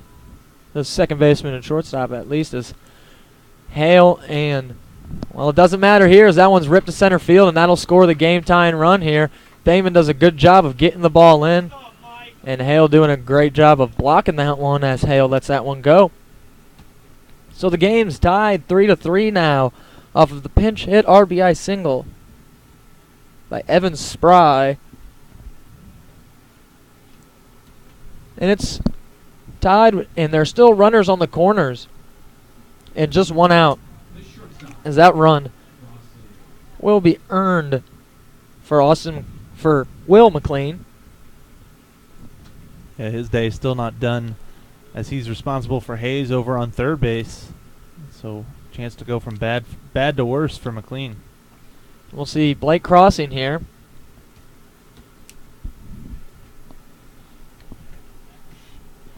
And he'll take strike 1. We've seen Crossing a couple times here. He's a switch hitter. This is the first time we'll see him batting right-handed against the lefty Jack Silva. So he'll take that pitch low for a ball. He is 2 for 2 on the day. A couple of hits and a walk.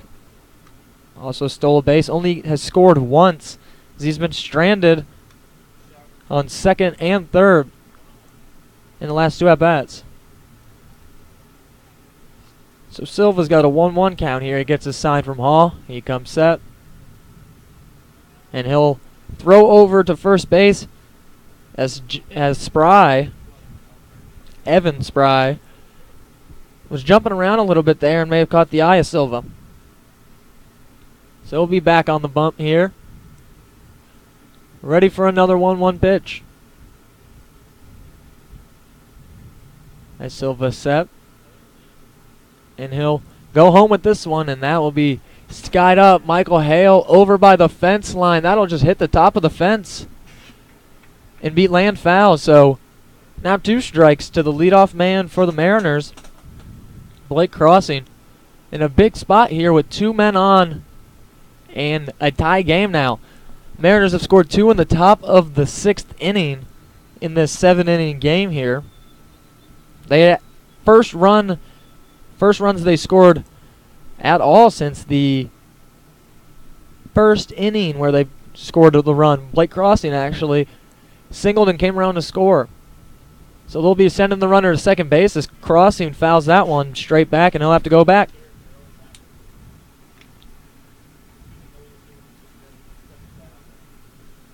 A couple other games have gone final in the Great Lakes Summer Collegiate League since we last checked the scoreboard. Richmond Jazz beating the Steam 5-4 in Richmond tonight, and the Sugar Beets beating the Clippers 6-1 at home. Silva checking at the runner at first base, and the 1-2 pitch will be low in the turf. Won't get him to swing, and the runner will advance to second base. Well, that eliminates any chance for, or at least traditional double play, as I'm sure that's what Silva was looking for, and now the infield's gonna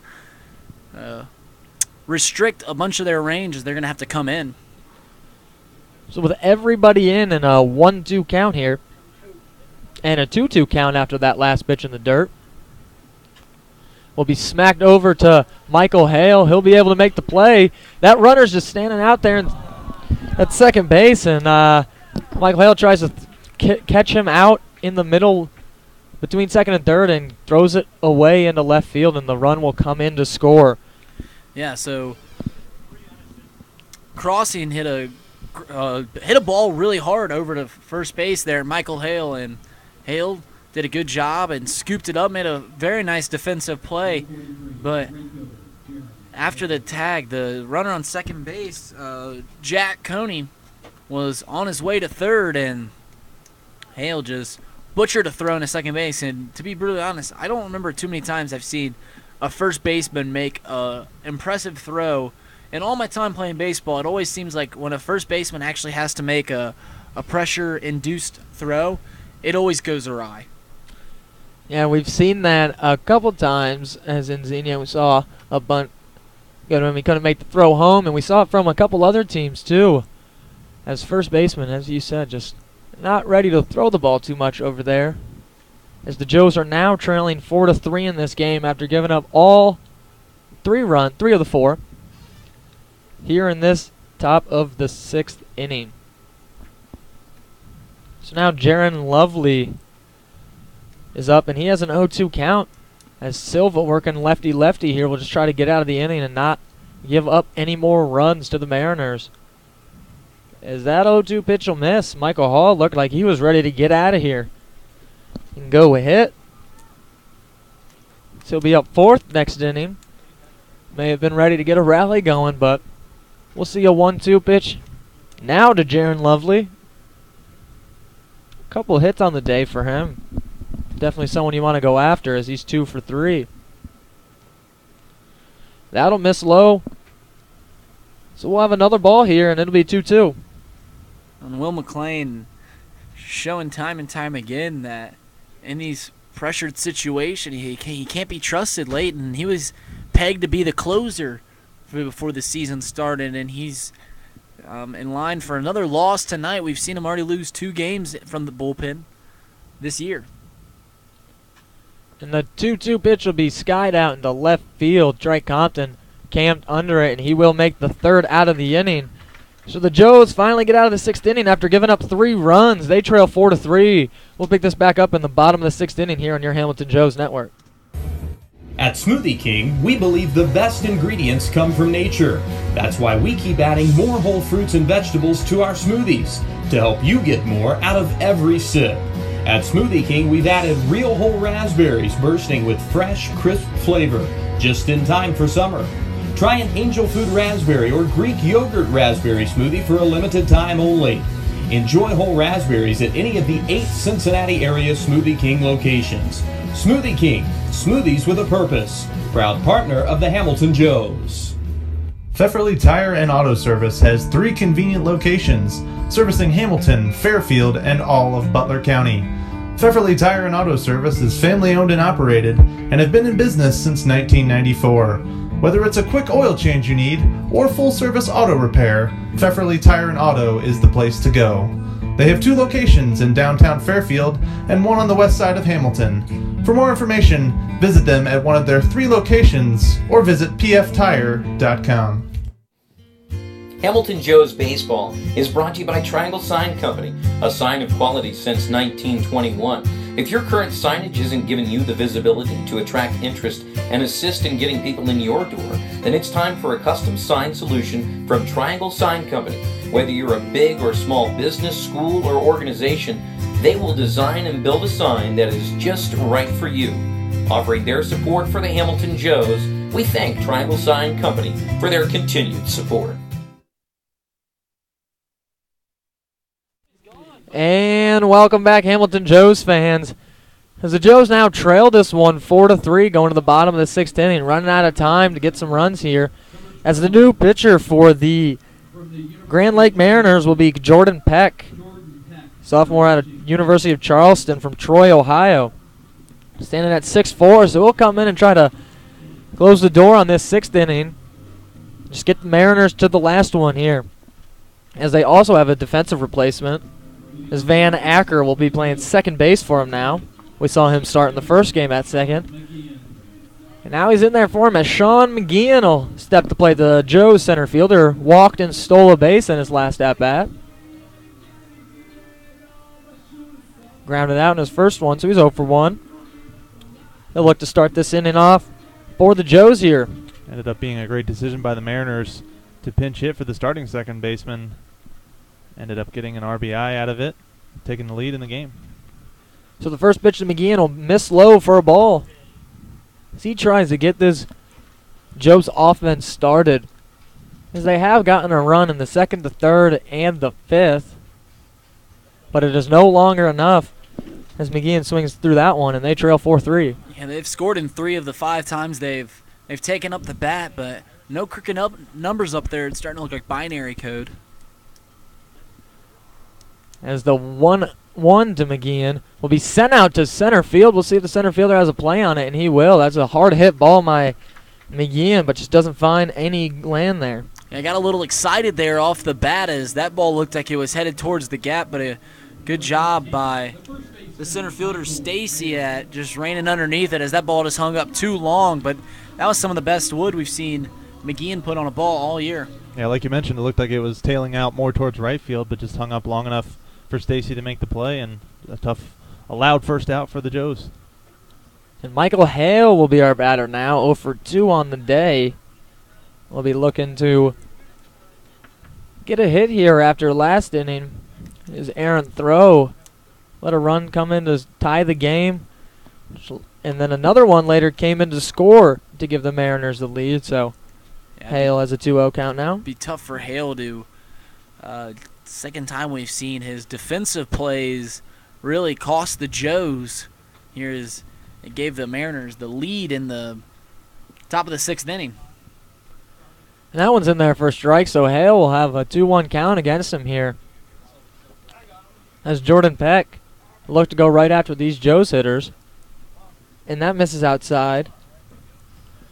For the third ball of the at-bat, so Michael Hale have an opportunity to get a pitch that he likes here on 3-1. And Peck out of the windup will miss ball 4, so the Joes have a man on here in the bottom of the 6th, down 1.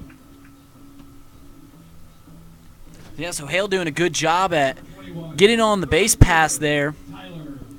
And now it's in charge of the bottom of the order to knot this game up here in the bottom of the 6th inning. I think the Joes would take a repeat of Thaman's first and only at bat in the first game, where he hit a solo home run to left field, obviously with a runner on base now. Would matter even more, but they'll definitely take a repeat of that. So, and Thaman swinging at the first pitch will foul that straight back and over the netting. He is 0 for 1 on the day, on this game at least. As we mentioned, he did hit a home run in his lone at-bat of the last game. Walked in his last at-bat. But he has an 0-1 count against him here as Michael Hale's moving. The throw down will be in time, as this catcher for the Mariners, Tyson Hayes, is just mowing down runners as that's his 3rd of the game. Obviously the result wasn't what you needed there, but I think that's the right call by Michael Hale. We've harped on him a few times for trying to steal bases in opportune times. Well, that was a time where bottom of the order, well, now it looks like a bad idea. As Tyler Thaman rips that to left field for a single. And with 2 outs, the Joes will have a base runner after the caught stealing. Thaman jumping on the first pitch after. So Thaman might have found something there, as he went 1 for 1 last game and is now 1 for 2 with a walk this game. That's taken off his pads and walking up to the dish. His catcher, Michael Hall. Hall's reached base on a walk and came around to score in the 3rd inning. Seems like the Joes have been doing a better job of drawing walks this game and earlier today, as we didn't see too many against the Steam, as in Cincinnati we saw 16 Joes strike out, as that comebackers right at Jordan Peck, and he's able to make the play. So the 3rd out of the inning is recorded, and the Joes still trailing 4-3. We'll go to the top of the 7th, and Reid Maus will be taking it over. Wish I had something more exciting to say. They're going to be disappointed in me, but he will be taking it over here in the 7th inning on your Hamilton Joes Network. Proud Hamilton Joes sponsor Miller Coors wants to remind you, whether you're watching the Joes at Foundation Field or catching the game on YouTube, to never compromise on taste. Reach for a Miller Lite, the light beer that's always brewed for more taste with only 96 calories and brewed right here in Ohio. Miller Lite, hold true. Your AAA store has moved to a new location in Hamilton. 2870 Menards Boulevard in Fairfield Township is your new home for all your travel, insurance, and attraction ticket needs. AAA has great member deals on everything you need for a great vacation. Visit AAA today in Fairfield Township to join America's largest motor club organization or online at AAA.com. Fort Hamilton Hospital is a full-service community hospital who continues to lead the way to better health in the Butler County area, serving patients from Fairfield, Oxford, Cincinnati, and Middletown. Fort Hamilton Hospital combines modern technology, highly skilled physicians with a friendly, caring staff. Their offerings include maternity, emergency, the most advanced wound healing in Butler County, and a range of outpatient services. For care you can count on, visit Fort Hamilton Hospital, located at 630 Eaton Avenue in Hamilton. Pate Appliance Services have given you 61 years of phenomenal service for any appliance that you need, with flexible scheduling, automated reminders, state-of-the-art service, and an A+ customer satisfaction rating from the Better Business Bureau. Pate Appliance Services is there for you. They can be reached at 513-863-4700 or found online at pateappliance.com. Hello and welcome back to here at Foundation Field, where it's the top of the 7th inning and the Grand Lake Mariners were able to get 3 runs there in the top of the 6th inning and take the lead as we're headed to the final act of this second game. As Jack Silva's still on the mound, he's going to be facing off against Chris Myers. I'm Reid Maus running along here with Zach Verdea and AJ Schraffenberger as the first pitch is swung on and missed. 0-1 the count to Myers. Myers 0 for 3 on the day. Actually 1 for 3 on the day. Had a single. Was part of that double play in the first inning, as there's 2 strikes on him now.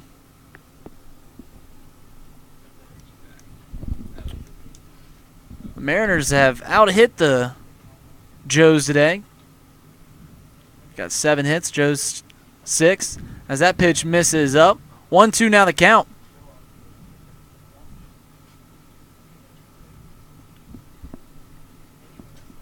So with the 1-2 count here to Chris Myers, Jack Silva getting the sign from Michael Hall, and that pitch is going to find its way in the strike zone, and that'll be a strikeout looking to the 3-hole as they have 1 out. Now coming up to the plate for the Grand Lake Mariners, Jake McCall.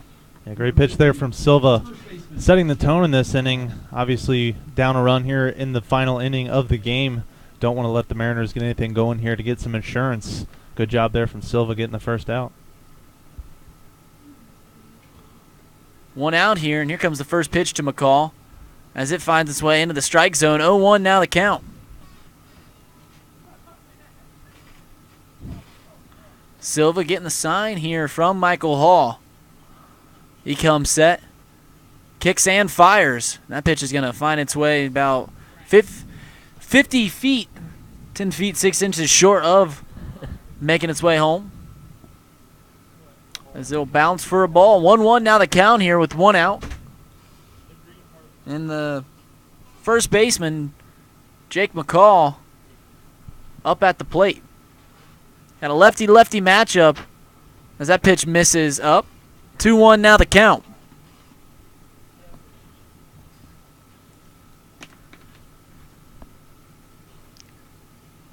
McCall on the day is 0 for 3. Grounded into a double play. Had an error earlier, and he grounded out. As that pitch is fouled. 2-2 now the count as it's evened. Jack Silva's done a good job this season coming out of the pen. It's been one of the more reliable relievers. As the count is all even at 2-2 to the left-hander. Gets a sign from Hall.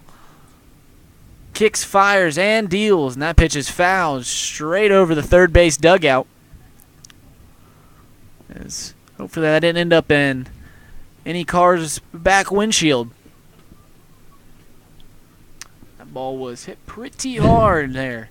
Do some significant damage, I'd think.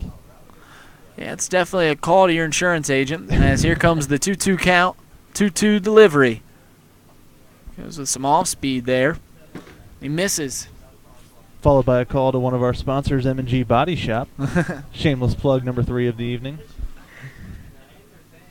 Oh, AJ's getting our money's AJ's getting these sponsors' money's worth. As here comes the full count pitch to McCall, as that misses high and in. So there'll be a 1-out walk here, and coming up to the plate is Ryan Stacy. Ryan Stacy is 0 for 2 on the day. He walked, came around, and scored there in the 6th inning. He was the first of those runs, led off the inning.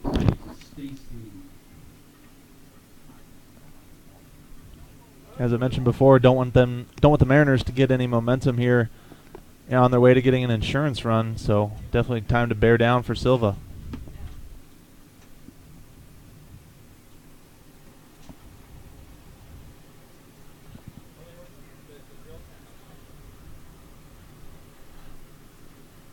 So 0-1 the count here. Silva trying to induce a double play ball here, as that pitch is called a strike. 0-2 the count here as Stacy's finding himself deep in a well. Silva just trying to get out of this inning unscathed. Scoreboard reads 4 runs Mariners, 3 runs Joes, 7 hits Mariners, 6 hits Joes, 1 error apiece. As this pitch will be fouled straight back to the screen.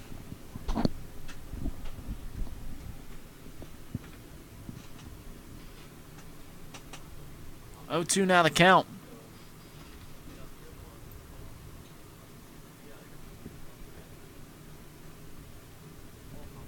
Here comes the 0-2 delivery from Silva as he gets the sign from Hall. He kicks, fires, deals, and that pitch will be grounded over to Michael Hale. He's just going to take the out at first base, as that will be the 2nd out of the inning. A beautiful job by Hale coming off the bag, holding someone on.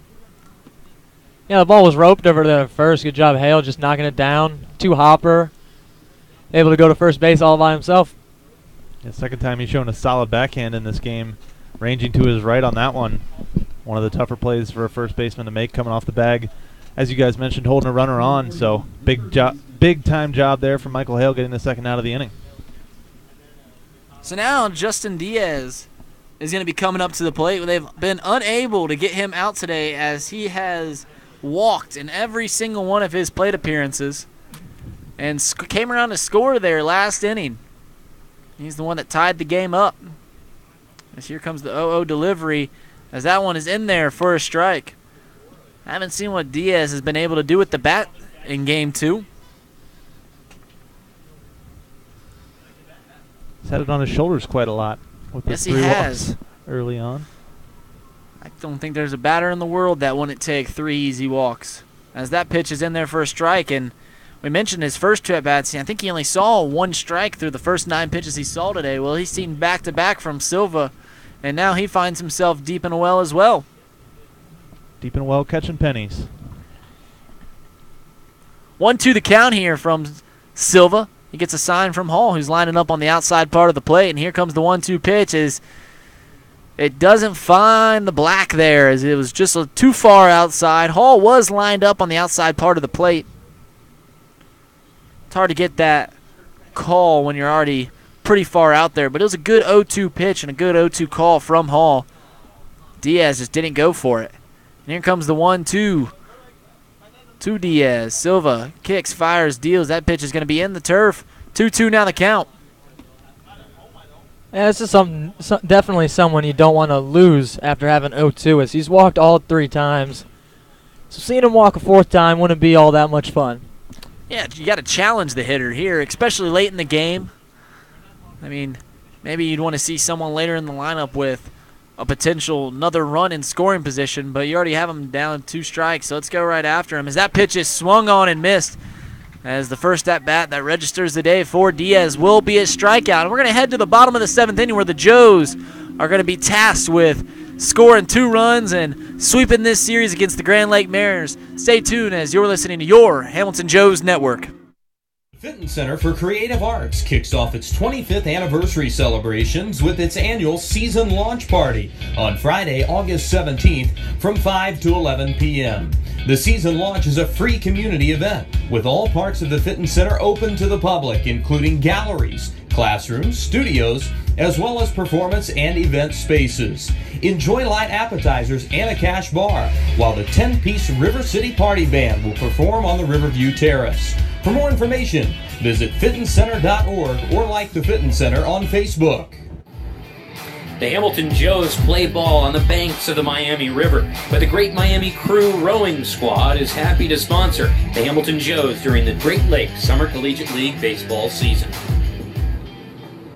Richard's Pizza is one of Hamilton, Ohio's most favorite spots, bringing you Richard's famous steak sandwiches since 1955 and a proud supporter of your hometown Hamilton Joes. Whether it's pizzas, salads, pastas, or a little bit of fudge for dessert, Richard's Pizza has it all for you and your family.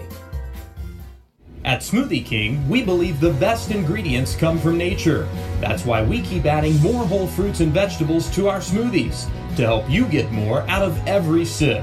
At Smoothie King, we've added real whole raspberries bursting with fresh, crisp flavor, just in time for summer. Try an angel food raspberry or Greek yogurt raspberry smoothie for a limited time only. Enjoy whole raspberries at any of the 8 Cincinnati area Smoothie King locations. Smoothie King, smoothies with a purpose.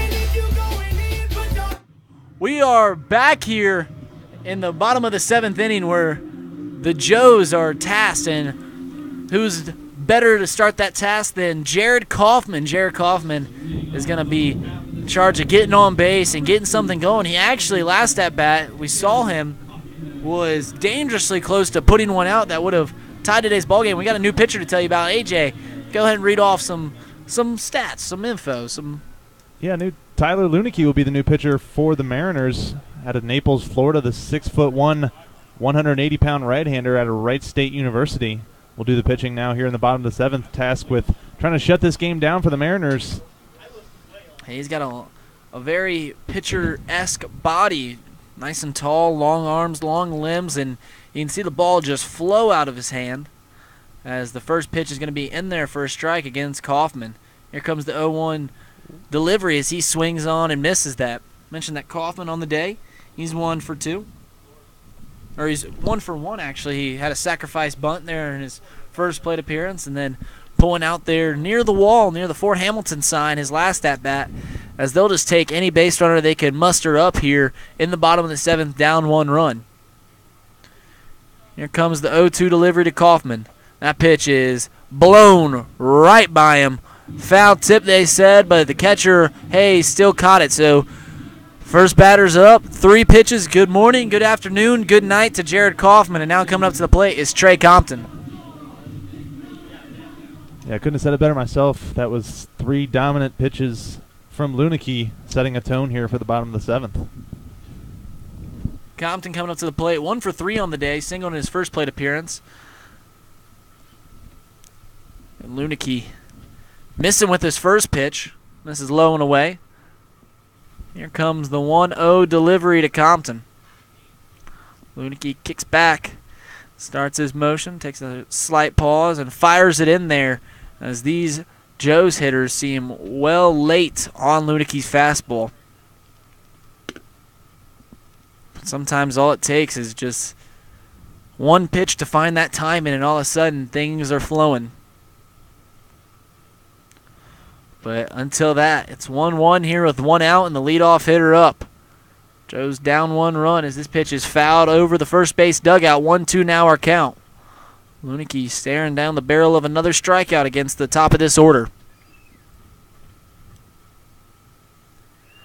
Trey Compton 1 for 3, and he's done a fantastic job this season at the leadoff position. And if the Joes are able to get to the middle of that order, it'd be huge as the 1-2 pitch misses on the outside part of the plate. Yeah, including his 3 at-bats tonight, batting .310 on the season. That's just what you want to see out of your leadoff hitter, 13 hits in his first 42 at-bats. So 2-2 delivery here from Lunicki. I'm guessing we're going to see a fastball that is blown right by Trey Compton. He knew he had to come up, but he couldn't beat that ball. And there's a tendency when you get a good hard thrower into the game for hitters to swing harder. But that's not the That's not the key. You can't swing harder. You can't try harder. Pretty ironically in baseball, when you try harder, you normally do worse. When a dude's throwing hard, you just got to take your time and just put a nice swing on, a smoother swing on it. You just got to find that timing and a shorter swing. As the first pitch misses to Chandler Miller, as the Joes are down to their final out here. Chandler Miller on the day is 1 for 2 as he walked and had a single in his second at bat. Struck out in his first, as that pitch is grounded foul, so 1-1 is the count. It's all evened up. And I think if the Joes are able to get Miller on with McConnell and Dorsey in tow right behind them, that'd be just what the doctor ordered. As here comes the 1-1 pitch from the right-handed hurler. As that pitch is swung on and missed, he's been able to miss up, but the Joes keep going for it. As from a hard-throwing righty, hard-throwing lefty even, when the pitch is at the top of the zone, it looks so enticing, but you have no chance of getting, because here comes the 1-2 as that pitch is going to strike out the Joes' hopes for sweeping the Mariners. So they split today 1-1 as the Joes fall to 3-9 on the season. As they fall the second game 4-3, and I can tell you, for the Grand Lake Mariners, it's always sweeter to win that second game. If you are to split, this feels a lot better going home with a win underneath your belt. But stay tuned, as we'll be right back with a little post-game talk here as you're listening to your Hamilton Joes Network. Pate Appliance Services have given you 61 years of phenomenal service for any appliance that you need, with flexible scheduling, automated reminders, state-of-the-art service, and an A+ customer satisfaction rating from the Better Business Bureau. Pate Appliance Services is there for you. They can be reached at 513-863-4700 or found online at pateappliance.com. The original and simply the best. That's Wings on Brookwood, located at 147 North Brookwood Avenue. Family owned and operated for over 20 years, Wings on Brookwood offers both lunch and nightly specials. Before or after the Joes game, stop by Wings on Brookwood. You'll be in good company. The Fitton Center for Creative Arts kicks off its 25th anniversary celebrations with its annual season launch party on Friday, August 17th from 5 to 11 p.m. The season launch is a free community event with all parts of the Fitton Center open to the public, including galleries, classrooms, studios, as well as performance and event spaces. Enjoy light appetizers and a cash bar, while the 10-piece River City Party Band will perform on the Riverview Terrace. For more information, visit fittoncenter.org or like the Fitton Center on Facebook.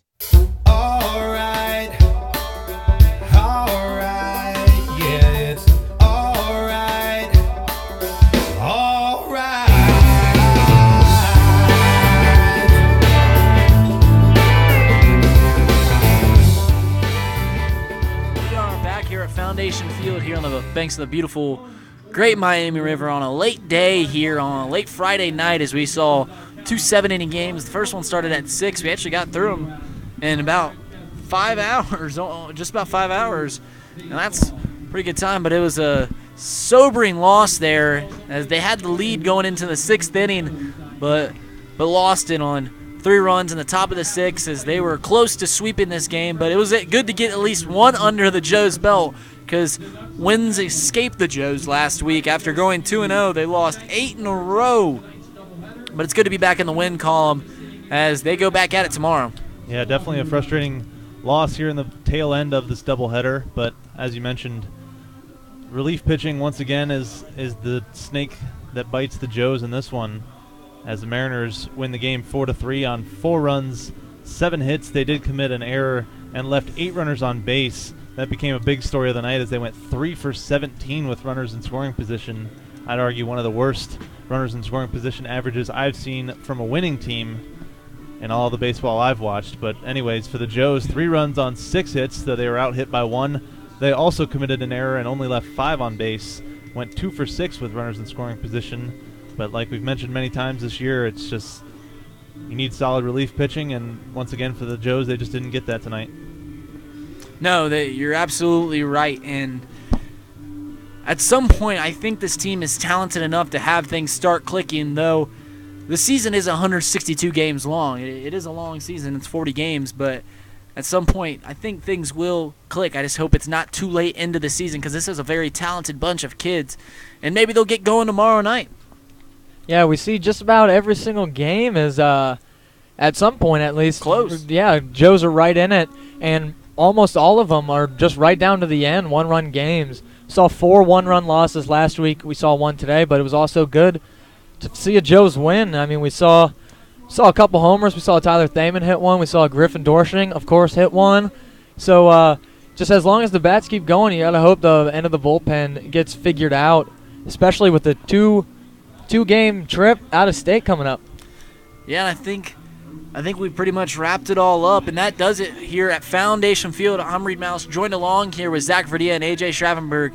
And as the Joes got to go, we welcome you to listen to tomorrow's game, which will be broadcasted in Michigan. Me and Zach will be on that call, and as the Joes got to go, so do I. And as the old left-handers, to which the name we take ours is, he's rounding third and headed for home, so do I. We thank you for listening and encourage you to listen tomorrow. As always, your Hamilton Joes Network.